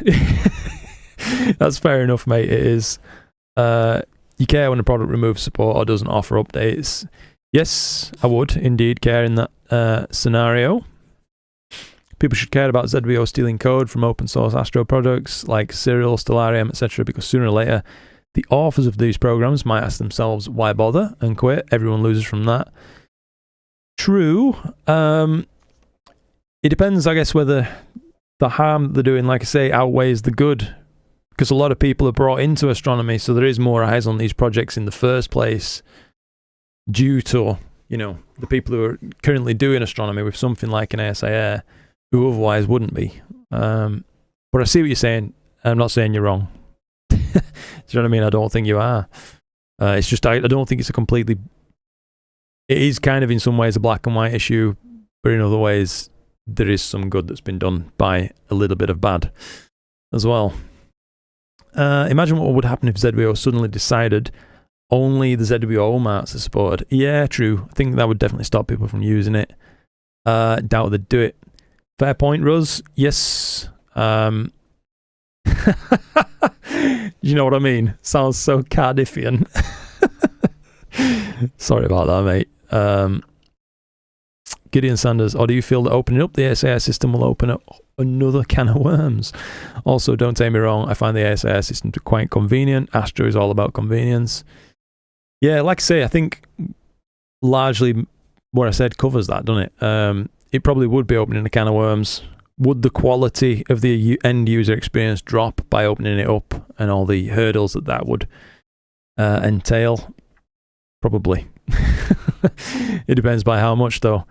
That's a great idea, Luke. Charge fee, making it community choice. That would be cool, yeah. William Optics UltraCat f4.8, 518 focal length, or an ASCAR 140 Apo. Ooh, or both. Yes, I would part with the ASCAR 120 Apo. What do you think? That's a tough question, Casey. I've got a friend who's got an ASCAR 140 Apo, and he really likes it. I have no experience at all with the UltraCat, though. I think if it's feasible, I know this is sounds crazy, but like you've just mentioned there, or both, potentially both. I mean, the different enough focal lengths that I think you'd have a lot of fun. Different targets with either of those, mate. So that's probably where I'd be at. You know what I mean? If I had the money to spare, and yeah, good option. Christoph needs to go. Nice to see you guys. Nice you join in, Christoph. Till next time, have a nice, clean night. Best from Poland. Thank you, buddy. Thank you. They're in the car with filters, so stop me. All right, Casey. Let's temper it with this. You're imaging from the Northern Hemisphere, aren't you, mate? So I'd say perhaps get the UltraCat, if that's really taking your eye, for now, and have a go during the summer targets with that, because typically they're quite large. Many of the summer targets are pretty big, and they're going to benefit from that bit wider field of view. That might be the play. And then come the, nearing the tail end of summer, when we start getting on towards the autumn, winter targets once again, maybe at that point you might feel differently about getting rid of the ASCAR 120. You might be fresh, ready to use it again, or you might double down and want to really get that ASCAR 140. That'd be the more conservative method, I reckon. I have a rotator as well to call my hands. Yes, for the longest time, mate. Yes, and actually still for most of my rigs, it's still my hands. Steve Lyon, set up a remote unit at a dark sky site and rent out time to others so you can help pay for it. Maybe worth looking at. Yeah, that's another consideration, Steve. Potentially. Another live stream, says Sorab. Good to see you again, by the way, mate. Rare string of clear nights in England. Exactly. It's just a string of clear nights, and we're making the most of it. You know what I mean? I will get caught up. I'm sorry, guys. I realise I'm behind again. I'm doing my best. Sure, you get in touch with him now. He'll give you access. Are you mentioning Bray Falls there? I'm sure he would, mate. Yeah, he seems sound. You know what I mean? But yeah, it'd be nice to have his own gear where we could, have our community make choices and decide what we're going to do and when and for how long, and then share that data, make it available to people immediately, for the Patreons, YouTube members, donators, etc. And then have perhaps that data, when I can, filter down into tutorials and workflows, that kind of thing. Because, like I say, as much as I sometimes second guess myself when making the tutorials and workflows,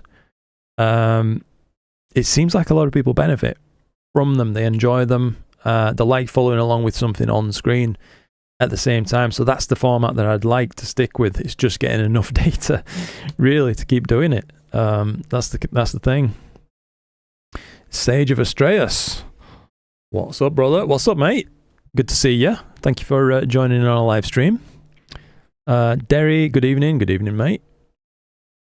Definitely in two minds, says Astro Republic. So whether to get a second rig for the garden or ship one scope off to a dark site. I reckon you won't be alone with that. Yeah, I think there'd probably be lots and lots of people thinking about it very, very seriously indeed. Like, it's a tough one for me because my gut feeling is I'd, on a personal level, have a diminished level of enjoyment from a remote rig as I would even from a light polluted rig in my backyard, because I do enjoy the kind of setting up and the almost live experience. But if I'm trying to be rational and temper that with the fact of what actually would really change, I'd just be looking at a screen a bit like this probably, only it'd be overseas and better data. Maybe that'd take some of the sting out, you know what I mean? I don't know. Speaking of ASIR, says Dom, Nina devs are really moving forward and making it very phone friendly and easy to use, just like the Air. That's cool. Personally use both as each of its unique pros and cons. Yeah, I'm in the same boat as that, Dom. Yeah, pretty much mirror of what you've just said. I like both, use both, enjoy both for their own reasons. Rosine says, astrophotography, I reckon the main strength of the ZBO ASIR and why it does just work so simply is because it's locked down. Yes. Yeah, I think that is pretty much, it's got to make it so much like less of a chore for the developers on it when they've got to just deal with one set of drivers and largely that's it. Yeah. Crazy Ivan, how's it going, mate? Gonna go outside, do some imaging of M108 on the Scottish borders, so giving it a go. Nice stuff, mate. Good luck on that one. Can't wait for Galaxy season. Yeah, me either. I'm looking forward to it this time around, mate. Usually it's a bit of a quiet time of year, and I'm not mad about it, even though Galaxies are my favourite target. But yeah, I think we're going to make most of it this year. Dio Crew, how's it going there, buddy? Good evening to you, and good evening to you too. Thank you very much indeed. Rosine just saying, finally up and running on M81. Took ages to find focus on a brand new telescope and having to recalibrate guiding, but we're off. Well, that's it, mate. The main hard stuff's done now, innit? Gillian says, give TubeTech 1 to 2 years and the Stellar Vita will be as good as the ASIR, and we'll leave ZWO no option but to open it up, fingers crossed. That could be cool, yes. Like I say, I'm going to publish an updated video very soon about TubeTech's reply. They got back to me with like a couple of good email replies about the Stellar Vita. So I'm going to share those with you as soon as possible. I've recorded it. I just need to like bang it through my editing software and get it uploaded and ready for you guys. But it looks promising. I'm very happy with the response, to be honest. I thought they were kind of going to be a little bit annoyed at me. I was ready for it in a way, but they weren't. They're just taking the feedback on the chin. Owned up like where the issues are and what they're doing to rectify it. So can't knock it. Can't knock it. Aaron Mohammed, how's it going, mate? I want William Optics Zenith Star 61 or Zenith Star 71. Both fun scopes, buddy, as far as I'm aware, yeah. Andrew Weller, love the... Oh, crikey. I've just noticed Casey there with 20 gifted memberships. Thank you so much for that, Casey. That's extremely kind of you. Thank you. Thank you, thank you, thank you. What lovely support, mate. Welcome aboard, all the new members. Awesome. Thank you again. Do you know, Casey, I know I keep saying this, but you very kindly sent me that polymer set, and I still need to set myself up to use it. I just want to make the most of doing a demonstration of that stuff, though, because it looks next level. I'm thinking I'm getting to the point soon where I might be able to clean my SCT's corrector plate with it, as it's getting dirty enough that it might be worth bothering. So perhaps we could do a video on it at that point or something, and maybe try it on some like a refractor as well while we're doing it. My ASCAR 120 or similar. But yeah, awesome. Thank you again for sending that through, and I haven't forgot. I do want to get it used. Let me just see where I was. I love the ASIR, says Andrew Weller. I just found that it made it all so easy. So I moved over to Nina and feel like I've learned a lot about how things work and how to troubleshoot, etc. Yeah, there's two sides to every story, isn't there, mate, with it. Like I say, I think I really do think that the ASA has helped a lot of people get into astrophotography and open up the night sky to more people than ever before, because I know many of you in chat will remember like the dark old days of just even, let's say, 5-6 years ago, where there were no devices like that around, and if you wanted to do it, you were hooking up like a laptop outside in a box, like Trevor Jones used to do, sort of thing. And it just weren't enjoyable. The software weren't as good back then, and the barriers to entry were significant. I can't say it were really easy to get started up with an astrophotography session back then. Maybe it would be a lot easier if you knew someone, or there were more content on YouTube around the time, but the time frame that I'm talking about, it's like the dark old days. There were barely anybody showing stuff how to use, what to do if this goes wrong, etc. Whereas now, we're in the golden age.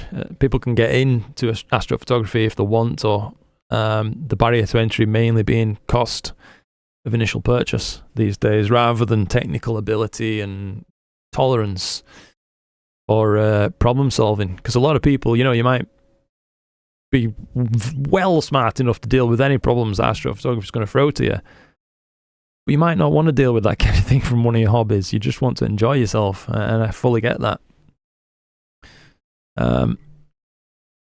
Another classic Luke rant, but yeah, there you have it. Maybe you should paint the ASA purple and call it Pandora's Astro Box. Better leave it closed. I don't know, mate. It's a tough one, like you say. I think the TubeTech Astro Station, I can give you this bit of information as well from that video ahead of time. On the Wi-Fi front, they're trying to source another card for this now. So, like the module inside it, I think after the feedback I've delivered as well as probably what everybody else has been saying. I don't know. I haven't really watched other people's content around it, but from what TubeTech have got back to me with, they're taking the plunge and literally changing the hardware to get around that issue. So that to me is a major win. Do you know what I mean? A major win. Yeah, if they can get a good strong Wi-Fi signal from it, that's half the bloody battle done, because that's your only way to interface with that product, isn't it? Hope you're all having a good evening. Clear skies here in the south of Ireland. But my back is gone again. Pinching a disc. Sorry, after a disc has pinched a nerve. Can't set up. That's rough, Derry. I hope you're feeling better soon, mate. That's not nice. I've luckily I don't think I've ever kind of pinched a nerve or anything like that in my spine. I've always been all right, but I know some friends who have, and it looks like it's bloody crippling. So I hope you feel better soon, mate. Leave the purple box for Altair to create. Yeah. Just finally heading home from a day of work in Washington, D.C., says D Fresh. Nice. Hopefully I can catch up an hour or so on M78, what I was trying to shoot last night. Good stuff. Yeah, I hope you get your chance to shoot it again, buddy. Also got M81, M82 just before got for M81. Here in Trinidad, says Aaron, we're only 10 degrees above the equator, so we get a mix of everything. Yeah, what a lovely position to do astrophotography from, eh? You can get all the jewels, really, at that point, can't you? Can everybody stop talking about the clear skies in the UK? You're going to jinx it, says Pim. Hopefully not, eh? Hopefully not. Let's just see. Looking good, that M78. Thank you, Will. Yeah, we're just chilling out, really chatting, getting caught up a little bit. We're almost there. I think we've been live nearly 2 hours now, or something like that. I will, unfortunately, have to wrap stuff up in a little bit. But I tell you what, it's been another fun session. I like it. It's nice to be, chatting with you guys. You're often asking questions that, challenge me mentally, which is fun, making you think on your feet, and offering new perspectives on things as well, which is nice. I think if you get just like the blinkers on and you do your own thing entirely, you can end up in your own little personal echo chamber. So yeah, having outside perspectives on questions is always good. Always good. Peter says, hey Luke, I was imaging M78 the other day, and you said, oh mate, it's a bit low for me, and here you are imaging it. What is M78? Peter, because yeah, I would have thought I'd have known where M78 was. I don't know. I could easily have been confused, can I? I'll just put it down to that. Confused Luke. Tariq. Hi again. Hi Luke and hi all. How's it going, Tariq? Nice to see you, mate. Thanks for your thoughts. Okay, Casey. Let's see what you were saying then, mate. Ultracat pre-ordered. Good stuff. I needed someone else's thoughts because my thoughts are nuts. You made sense. We're both in that category, mate. I think we might both be a bit crazy. I haven't even used the CAA yet. Got too many rigs now. Is that possible? I think it is possible, but no, that's good, mate. I think you're gonna have a hell of a good time over the summer, period. All those beautiful big targets you're gonna be able to catch in ultra clear vision with your Ultracat. A good time. Love that bit of bananas loop. Thank you, Peter. Yeah, that was part of the conscious decision of where to frame it, sort of thing. Luckily, with this field of view that we've got, we can move things around a little bit, even when they're as big as M78, and get some interesting stuff in there for context and visual interest. It's part of the shots. Gillian says, suggestion, if you really want to send a telescope in a remote place, send it to the southern hemisphere.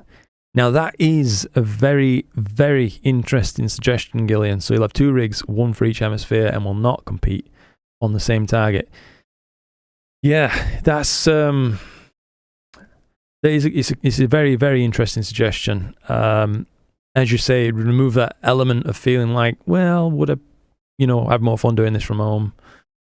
Can't do it from home, mate. It's in the southern hemisphere. So yeah, it would combat some of that for sure. Thank you again, by the way, Casey. And thank you again, everybody who's given support throughout this stream. It's been unbelievable. Once again, it really, really has.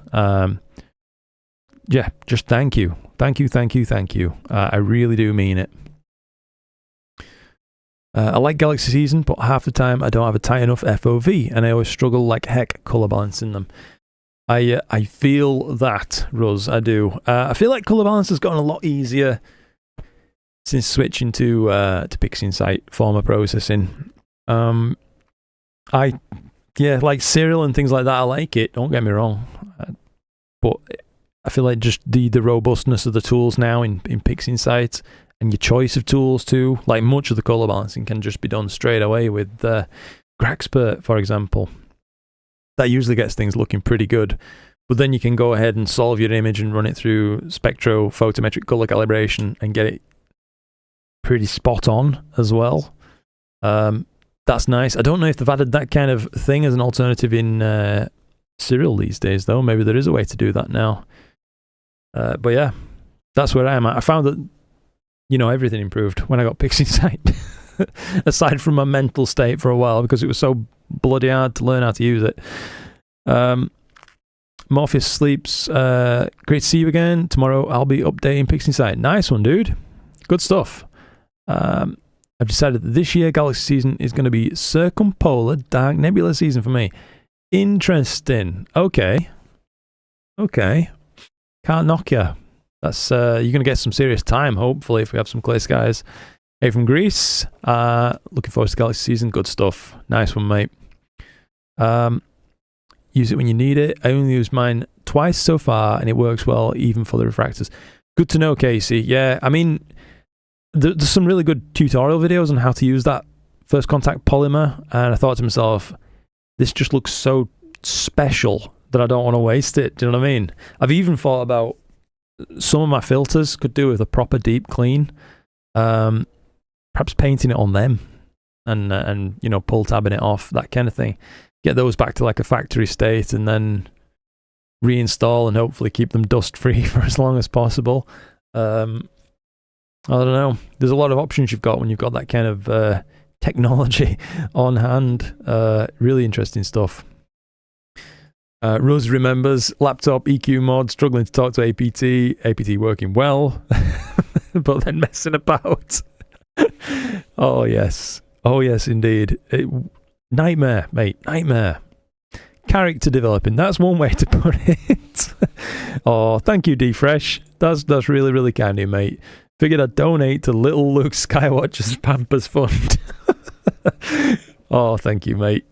Really, really appreciate it. Oh, good night, Luke. See you on the next one. You know what I mean?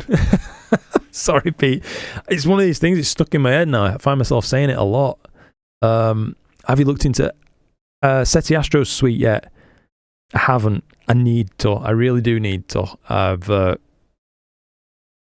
got no excuse for putting it off at this point. I just need to get on with it. Basically, everybody's good, mate. Thank you very much, Don, for asking. We're all good. Yes, we've had the baby. He's 15 weeks old now. He's doing absolutely champion. What a great little guy. I am going to catch up with those questions, 100%. Do you think that COVID was one of the causes that lifted these barriers to entering the hobby? Hello from Jurassic Park, by the way, Florida. How's it going, Ricky? Hello in Jurassic Park. Brilliant. Do you think that COVID was one of the causes that lifted these barriers to entering the hobby? Ooh, another interesting question. I reckon that the marketing teams, and market research teams, I suppose I should say, from these companies such as ZWO, probably saw an opportunity there, yeah. If people were going to be spending a lot of time working from home, they're naturally going to take up homeward bound hobbies. So maybe, if ever you're going to put the time into developing such a product, probably the right time to do it, when there's going to be a real big market demand for a lot of new people entering the hobby who don't want to go through the quite frankly pain in the neck experience that it used to be. So maybe it did play a part, yeah, because I know that definitely a lot of new eyes landed on astrophotography around that time. So perhaps, I can't say for sure, but yeah. It certainly made people make more content as well. I imagine a lot of people doing work from home at that point in time found themselves with a little bit more free time, because you're not wasting time commuting, etc. So there's probably more astro YouTubers as a result of that time period as well, able to, pass information around and make, again, the barrier to entry that bit lower. It's a multifaceted question. I think it's quite a challenging question. I definitely don't miss the days of driving hours to a dark sky site only to find out a Windows driver was having issues or missing. Oh, I could only imagine the pain. Jeez, yeah, Dom. And I've had plenty of my own share of stuff going wrong like that, but fortunately it was always just in the backyard, so that limited the frustration a little bit. Messages are eager to get to you before they fly off, from even done typing. Fair enough, mate. Sorry. Derry Murphy used to sit out in the cold with my DSLR and a shutter button. Yes, I did that. Before I got a proper intervalometer, I did try. So some of my earliest shots were like with that kind of shutter, just a really simple shutter button. Damn. That's you've unlocked an ancient memory there, mate. But yeah, then I soon got sick of that and bought myself an intervalometer for the DSLR and went on with that. But crikey, what a memory! My coffee kept me warm. ASA has changed all that, but still love sitting out with the binos. That's cool stuff. Gideon saying the SA also went over many iterations. TubeTech took, as you said, the plunge, but as you also pointed out, they won't get it right the first time. Yeah, I mean, like let's say that same parallel, ASIA, the early versions, that plastic version, I started out with that. It was good enough at the time. It did the job, and the primary reason I got one was to help Chloe get into astrophotography. So, my partner, she'd expressed an interest in having a go. But even though she's completely tech literate, tech savvy, she showed no interest in wanting to tackle it on the PC at that time. So, fortunately, they had just brought out, maybe like 6 months before or something like that, the ASIA, the plastic model. And we tried one of those, and yeah, she just took off with it straight away, like, whew, imaging, getting her own things done, walking herself through polar alignment and whatnot. So for me, that will like proof positive on a personal level, immediate experience being viewed of someone who otherwise wouldn't have got into astrophotography who suddenly did. And then over time, you know what I mean, she's progressed onto using stuff like Nina and other stuff, but she still likes the ASIR as well. So yeah, even those early iterations, they weren't as good as they are now, that's for sure, but they did work well. And it worked well enough, certainly, to do the job for Chloe. And it has, yeah, it was worse back then, but it has just got better over time. And now it's such a good product. I think it's, yeah, I must sound like such a fanboy of ASIR, but I do like it. I can't hide that fact. No doubt the ASIR has made the hobby more enjoyable, says Sorab. Someone who doesn't have a permanent setup, it takes just 15 minutes for me to get my first sub. AM5 has also changed the game. No balancing. Yes. Great points, mate. Fully agree. Man, I'm so ready for a good ASIR alternative too. I feel like this year is going to be the year. Could be, Gabe. Could be. Absolutely, mate. Gideon says, Clear Skies in the UK. Yeah. No, you're cursing us. Oh, yeah. People complain about locking in the ZBO ecosystem, but nobody complains about Sony sensors in all the cameras. Yeah, true, mate. I mean, back, wow, I mean, it wasn't long ago, was it, that we had literally the option of CCDs, or what was it at the time, the 1600 from Panasonic, if you wanted a CMOS camera, and that was just about it. But now, yeah, pretty much everything that's on the upper end of stuff that you want to own is a Sony Starvis sensor. But yeah, at least they're open out there. Anybody can get hold of them and bung them in whatever camera body they like and whatever implementation they're going for. But it also does seem a little, in a way, unfair that because they are all using the same sensor, ultimately, it's probably got the same readout logic and all that kind of thing.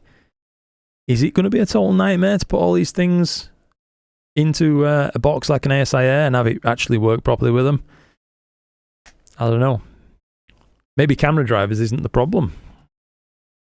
Hard to say. I'm certainly no software engineer, so it's all just guesswork from my part, mate. I'll never catch up if I keep going off on tangents, but pinched nerves after 35 years old quite often. No! Well, I'm 36 now, so I'm knackered. Oman Cliff, skies forecast tomorrow as well. Oh! Fingers crossed that forecast remains. Yeah, fingers crossed for you, Ruz. I hope you have a good session. Casper the Friendly Luke. Gareth, clouds rolling in Huddersfield, got 35 by 35 180-second frames on the Bubble Nebula. I was going to read that out like a measurement from woodworking then. Quick process ain't bad. Good stuff, Gareth. So if it's all about Astro, I'm thinking about the same stuff in my mind, if anyone can suggest. Should I get the first full frame camera or the fourth IMX571 camera? I'll use it for an array multi-setup. I think probably a fourth IMX571 in that regard then, Tariq. That'd probably be my go-to. You're going to be able to, if they're all pointing in tandem, you know, you're going to be able to get even more data if they're working together. Whereas it might be hard to integrate the other three IMX571s with data from a 455 as well. You know, you're going to have that big field of view and then a high signal to noise ratio patch in the middle if they're all looking at the same thing. Looks great. Can't wait to see the final. Thank you, mate. Yeah, I'm looking to get this all stacked up and shared as quick as I can as well. Potentially clear nights. Potentially clear most nights this week. Oh, so Chloe's still in chat. She's just seen that there as well. Thank you again, D-Fresh, by the way. That's really, really kind of you. Thank you, Casey. And, I've just seen as well, Gideon as well. Thank you for joining my channel membership. I missed this. Derry, thank you very much indeed for that, mate. Not much, I'm afraid, but well worth the donation. Great content. Hey, mate, it's huge. It's all huge to me. Thank you so much. I really, really appreciate it all. I very much do. I hope you know that. Good night, Luke. See you on the next one. Know what I mean? Anyway, you've got that in my head now. Right, I am caught back up to where I was before I scrolled back up. Also for the PixInsight thing, what kind of computer specs are needed for good performance? Mainly if they're many frames. Oof, ton of RAM. Yeah, you're going to need a ton of hard drive space. Ideally, Nothing mechanical these days. You know, it needs to be a SSD. Better yet, an NVMe drive. They're very, very rapid. You're going to want overall a good processor with as many cores as possible. That will help as it's multi-threaded application. If you're going to use stuff like the BlurXTerminator, NoiseXTerminator, StarXTerminator, GradientXTerminator, they're all capable of being hardware accelerated by CUDA cores from something like an NVIDIA graphics card, so that could be a consideration for you. Other than that, it'll have to all just be processed on your CPU, which takes a hell of a lot longer. But yeah, if you're looking for something that you can use PixInsight and really smash, then you might want to dump your money into something that's marketed probably as a gaming PC almost, as long as it's got an NVIDIA graphics card. Getting hiccups now. That'd be my advice, because then, you know, if you get a good fast PC now, it will last you for a good few years, mate. Dear, I answered Don. Brilliant. Thank you again, mate. Stuart's saying, getting the best guiding I can remember tonight. Super seeing in the Lake District. Fantastic. I wonder what we're seeing here, actually, Stuart. I'll have a double check, mate. Let's just fire this up. Not looking bad. Not looking terrible. Not perfect either, but it seems like my settings were reasonably aggressive and we've only got 3 stars now for multi-star guiding. But it has selected a more robust star than typically it was doing during previous sessions. But I tell you what, that's the power of stacking and a bit of stretching and stuff, innit? This is a single sub. Not looking too good. I've just found an issue, by the way. I'll talk to you about that in a second. But yeah, single sub versus a stack. Not looking bad. But look at this. I'll just show you the problem that I've just noticed. Skies must have been getting seriously bright. 14,750, 14,900 or so mean values. That's the mean ADU in the background of these subs. So you see when I'm mousing around, that bottom value is now up to 24,000 from where I'm mousing. So it's gone so much brighter as the background. I'm probably going to have to ditch much of this data tonight, unfortunately. I am going to try and sort by subs which have got a mean value of like 16k or less, I think, to try and filter out all the bad stuff. But yeah, that's a bit of a bugger. I'll probably actually hit just stop on the sequencer at that point, as I don't want to be sifting through more data than I need to. Could also be partly related to the drop in elevation, as we're now, you know, 24 degrees up. So we are more into the light pollution than usual. But would going from 36 to 24 cause that amount of a rise in mean background values? I don't know. Can't confirm. Let me just check my other rig as well while I've got you. So, the other rig, the subs still look pretty good. Mean values 580 or so. We're obviously dealing with much lower mean values on this. So that's still okay, it seems like. So maybe it is just because it's looking through more atmosphere. This is still, of course, a bit more elevated than M78 is. So we can perhaps keep that going for a while, but I think we're going to have to stop on M78, unfortunately. Bugger. Let's have a final push and see if we can catch up with chat a little bit anyway, and just figure things out. Just answered that. That's what got me to look. Thank you again, Stuart. Glad to hear you're having a good night, by the way, mate. APT is still rocking. Imaging with it right now. That's awesome. I'm really glad to hear it. I used to love APT, you know. I haven't tried it in years, but I should perhaps try it again. Stan is asking, are you on Discord? I want you to have a look at something. I do have Discord. Stan, yeah. I think it's just the same handle. Look at Matigo, I think. I don't use Discord much, to be honest, outside of just occasionally sometimes when me and my friends get on a game or whatever. We want to chat. But, oh, crikey. What's this? Yap, Halfweeg. I like your content. Keep it going. I hope I got a new name right there, buddy. But that's lovely of you. That really is very, very kind of you. Thank you very much indeed for your support. As I say, it means a lot. And welcome aboard, by the way, Karen, as well, for joining my channel membership system. Dom, as well. I've just seen this. I've missed. Coming in there with the $5 as well. Crikey, guys. Thank you so much. The support is so welcome. It really, really is. Thank you, thank you, thank you. Yeah, you're awesome. You really are awesome, guys. Really, really. I'll just try to finish catching up, and then I will have to go shortly. I told Chloe I'd be like 2.5 hours, but I think we're already just about that. Are we 2 hours 15. We're good for 15 minutes. Love APT. Want to get back around to using it again, but the ZWO is just so convenient. Rather than taking the laptop outside, really want a Polemaster again. Also, that's fair. To be honest, though, Rose, I never used a Polemaster, but do you find the ASI Air polar alignment to be restrictive at all? Because I don't know, man. I find it pretty darn quick, I would say. But I have been using it for a while, so perhaps there's an element of familiarity there as well. I don't know how long you've used ASI Air. Thank you, by the way. Thank you. Congrats on the baby. Expecting my first one in 4 weeks. Dom, that's awesome. I'm so happy for you, mate. What can I say? I mean, no matter what you're expecting, it's probably going to be more, both good and bad.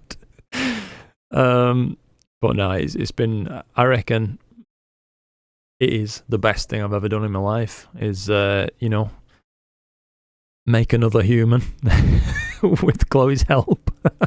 It's been awesome. It's really suited me, and I felt like I've done it at the right time in my life as well, to be honest. I'm sure we'd have got by if we were much younger, when we both had a child, but I don't know, just how things have happened over the past few years, and how I've found myself positioned now with the job I've found myself in doing YouTube. It's all worked out wonderfully, mate, and I'm very happy to be in this position. But ultimately, none of that's important. Congratulations. I think you're going to be so happy, and I'm really, really happy for you both. I hope you have a great time. OTS Cymax, just looking at the Spider Nebula stack so far, and it looks like StarXTerminator is going to be doing some heavy lifting when it comes to processing this layer. Hey mate, I tell you what, that's what it's there for though, eh? If you are having some trouble that would otherwise hold you back from imaging, just use it. Enjoy yourself. That's what it's really all about. You can always delve in and find out what's causing those squiffy stars at another time. Do you know what I mean? On an imperfect night. As it stands though, just make the most of it. Enjoy yourself. Sorry I kept missing, by the way, these donations, guys. I think I'm going like screen blind. I'm out. Good night. See you all again. Nice one. Luke, love to you and your family. Thank you, Peter.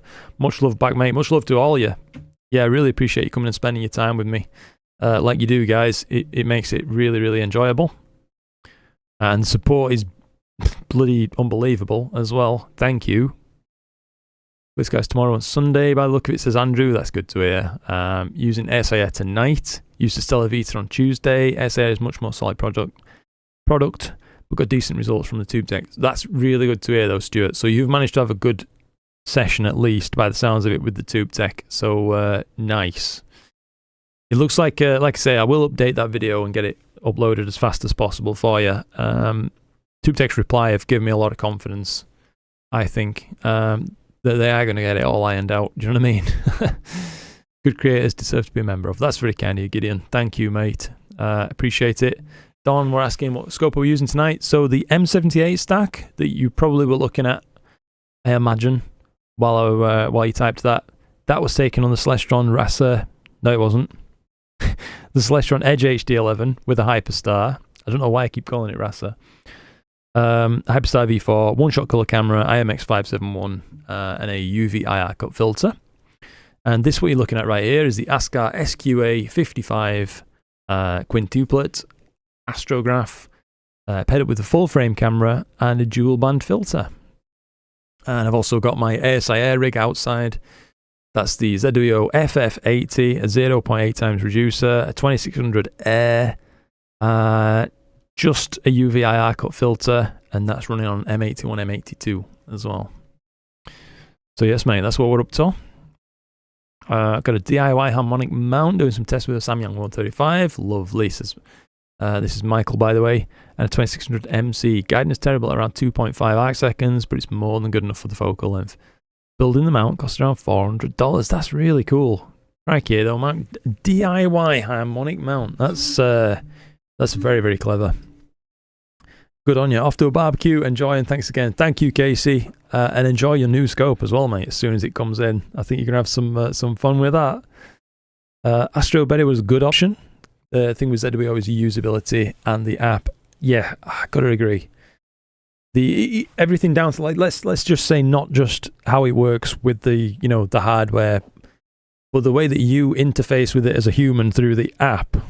It's very well thought out. It does work really, really well. And like I say, when we were talking about it earlier, they're not, you know, blameless paragons of virtue or something. Yeah, they've done a little bit of naughty stuff.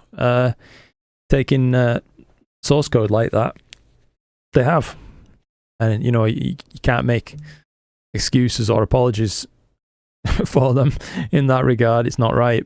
But like I asked earlier, maybe do the, in this capacity, pros outweigh the cons in some way, that it does bring more eyes on the whole to astrophotography. I don't know. It's a complex question. And I suppose it depends what side of the fence you're looking at it from too. If you are like a software developer, naturally, it's a much more prevalent thing in your life. You're going to feel more strongly about it. God, I can't half rant, can't I? I'm sorry about it, guys. I think it's time for bed soon. Yeah, no worries. Use PixieSight now, but use SETI Astro DBE instead of Graxpert. Good stuff. Okay. I'm not going to mention that I've got clear skies tomorrow from 6 to 11. Fog at midnight. Oh, crikey, Simon. I didn't realise you were still here, buddy. Hope you're having a... No, you're not having a session, are you? You're having a night off. I just remember what you said earlier. Well, I hope you're having a good night otherwise. Lots of RAM, fast drives, competent GPU, preferably NVIDIA. Yes, good advice from Gideon there about what someone were asking above. What CPU for, processor. Computer. Wow, my brain's turned to mush. For a PixieSight computer. Off to bed. See you all next time. Gillian, thank you, mate. Thank you again for tuning in and for your support. Really, really appreciate it, buddy. Have a good evening. Thanks, Luke, for the answers. No problem, Tariq. Luke, I think you should do that Discord group. So many people are asking for it. Yeah, true, mate. It seems like a lot of the people who are like the core folks jumping in on the live streams all the time, things like that, would benefit from it. So probably something we need to look at. Oh, Casey as well saying also make a list of things you want info from NEIF. Man, I guess stuff that's being announced at NEIF is always the most interesting to me. There's always going to be stuff ahead of time that you can anticipate, but you know, things that get announced on the show floor, that could be really cool. How do you access the data when it's available? Asks Derry. I'll make a post on my YouTube channel, basically just saying like, here's a download link, location, have at it kind of thing. Or if you don't see that for whatever reason, then it'll also be part of a tutorial coming up, basically, or like a processing run through. Getting 9 stars on multi-star guiding at 233 guiding, best I've seen. Good stuff, Kieran. Sounds like you're having a good night, mate. Have to sign off, says Tom. See you next time. Thanks for doing these. Lots of fun. Good stuff. Really glad you're enjoying them. It seems like a lot of people are enjoying these little short streams. You know, we would just snipe a few hours here and there and have a good time chatting. Yeah, works well for me as well. I don't have to be away from Felix and Chloe too long. Now I can just like leave this stuff running as long as the night will allow, and you know, go have some time, some family time sort of thing as well. It's good. Really, really nice balance. Thank you again, by the way, Yap. Really, really kind of you. Let's just see. Where are we mostly caught up, I think? Adios, Luke. Adios, chat. Thank you, D-Fresh. Thank you again. Steve, 2 days in a row. Good evening, joining, Steve. We are just signing off shortly, though, unfortunately. Roadworks on the A1M. Okay. Guess it's the time. See you live in living colour. Yes. Thanks, Luke. We will share dad tips. That's it, mate. That's what it's all about. That dad support network like this. Oh man. Yeah, no, it's been unbelievable. I think you're going to really, really enjoy it. And I'm very, very happy for you guys. Solar tomorrow, then Astro tomorrow, followed by more solar. Crikey, Steve. Your scope's going to need a break, mate. It's going to be tired catching that many photons. Ram says, does anybody know why when using gradient correction, the image corrects just fine, but when using GradientXpert, the image turns into this harsh-looking image? It's hard to explain, but it seems much noisier. Perhaps try adjusting the smoothness on GradientXpert. Perhaps, mate, that could be it. But also, after GradientXpert has taken out the gradients, I will say that typically it does such a good job that the following stretch that is applied is a deeper stretch than you would otherwise have applied to the data, so it naturally will look a bit noisier at that point because it is just a deeper stretch. So it's up to you, I guess, to judge what's going on based on your observations before and after. Enjoyed it, got a roll. Thank you, Ben. Thank you, Matthew. Great chat, Luke. All the very best to you tonight. And thank you again, by the way, Matthew, for your support as well, mate. Really, really appreciate that. Jose, that's awesome. Always wanted to make a harmonic mount. Where did you learn? Yeah, that is really cool, isn't it, mate, that someone's managed to do that. Going to a star party in Shropshire for the weekend. That's cool. I have an Ascar SQA 55, a 2600. It's classed as bottle 4. What target should I go for? Ooh. Damn, that's tough, mate. I think if you've got good low horizons and you haven't already made the most of Orion this winter, perhaps now could be the time. So pick off some targets in Orion if you haven't already got them for this season, mate. As I think with that little combo there, you're going to get a really pleasing shot of like the Orion nebula and the surrounding nebulosity. And then later on in the night, perhaps you could shift over to something a bit more galaxy-centered. Leo Trio, that kind of thing. Depends how long you want an image for as well. Timothy says, thank you for joining in. Do you publish your pictures to Astrobin, asks Anders. I actually don't, Anders, at the minute. I'm in two minds, mate, to be honest, on that one. I'd welcome any feedback, by the way, as to whether you think it's something I should bother doing, reactivating my Astrobin subscription and things. It kind of irks me a little bit. What you pay for, I don't feel like you get that much for your money from Astrobin. Maybe that's just me because I had never utilised it that much, but I don't know. Chris Plale, hi there. Christopher from Swansea here, imaging the Rosette Nebula tonight. Nice one, Chris. Good luck. Told you, Luke, fly over, stay here, and we'll drive you to Neve. Steve, I really do appreciate it, mate, and truly 1 year we may well take you up on that.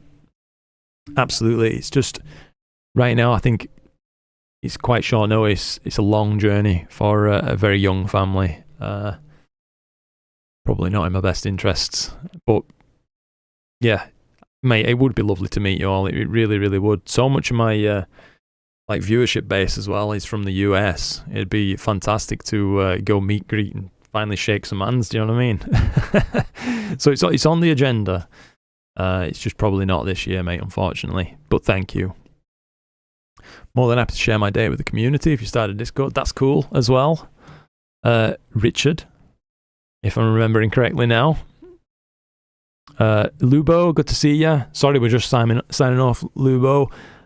Cleared out for a little while, opened the roof, managed an hour. Good stuff, Simon. Better than nothing. Heading off now, mate. Great stream. Thank you. It is the Rosette and the cone. Yeah, we're gathering more data on this thing, Lubo. Maybe one more night on it tomorrow night, and then we'll wrap up this project because we're going to have a enormous amount of data on it, and it should be good to share with the community soon. Time to go and never get up for work. Fair enough, Alan. Thank you for joining in. Thank you for your support as well, mate. Search up Astrophilos for the DIY harmonic mount. Made it simple to make mount. Oh, and thank you, by the way, Thomas Verefreven. Thomas Verefin. Hopefully I've got your name correct. Please do correct me if I haven't. But I appreciate your support. Welcome aboard, good sir. It's nice to have you. So that's the instructions for the DIY harmonic mount. That's cool. Thank you for sharing that info, Michael. That's useful. Advice for longer focal length. Got it yet? Just search DIY harmonic mount. Cool. Did you ever show all the Horsehead Nebula ones? No, I haven't shown them yet, Steve. I am going to be doing the review video, if you like, the critique of those coming up. Yeah, that's absolutely on the agenda. We're going to have some good fun with that. I think there's been a ton of submissions. Thankfully, you know, people have really enjoyed that one. And hopefully we'll do the same thing going forwards as well. So like with this data, with the M78 data, it's a nice thing that we can do. You know, it seems like people enjoy that. They put the data for the critiques. And that helps me too, you know, it's more videos I can make, more time I can spend sharing stuff with you. So, yeah. Cool. You're up for the long run. Enjoy yourself, Pim. And if you do get that camera angle adjuster as well, mate, I really do think you're going to enjoy that. So, yeah, be good to yourself. Be kind to me. I will do, Steve. Absolutely. I'm sure I won't have to be, though. Keith says, cheers, Luke. Must say about the ASCAR SQA55 on your recommendation. That's really kind of you to say, Keith. I'm convinced you won't be unhappy. I absolutely love mine. Thomas Vereven.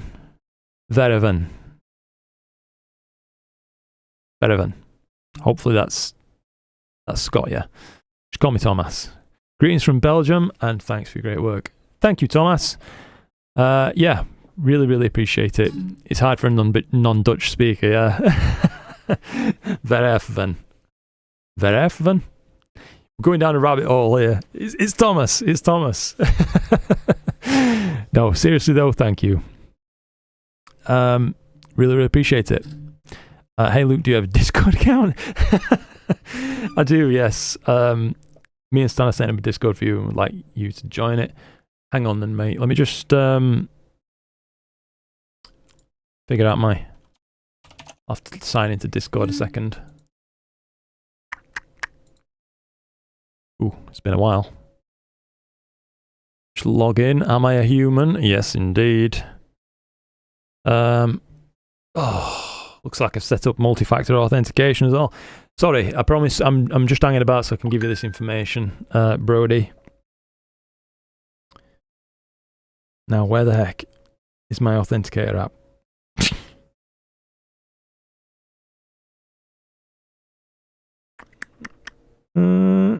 Gotcha. Right.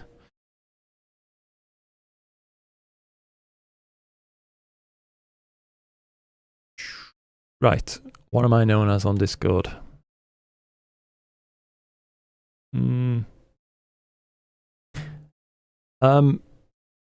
Sorry, I will be wrapping this up in just a moment. Brody, how do I find exactly, mate? Because I don't really add people much, you know what I mean? So, I'm just down as Luke Armatico, as far as I can see.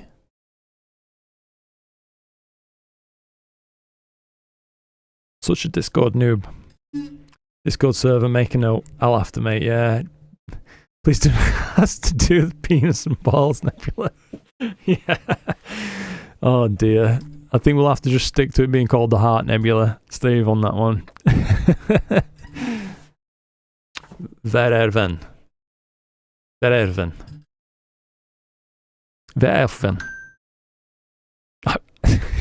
It's gonna bug me. Tried that name, it doesn't exist. Hang on then.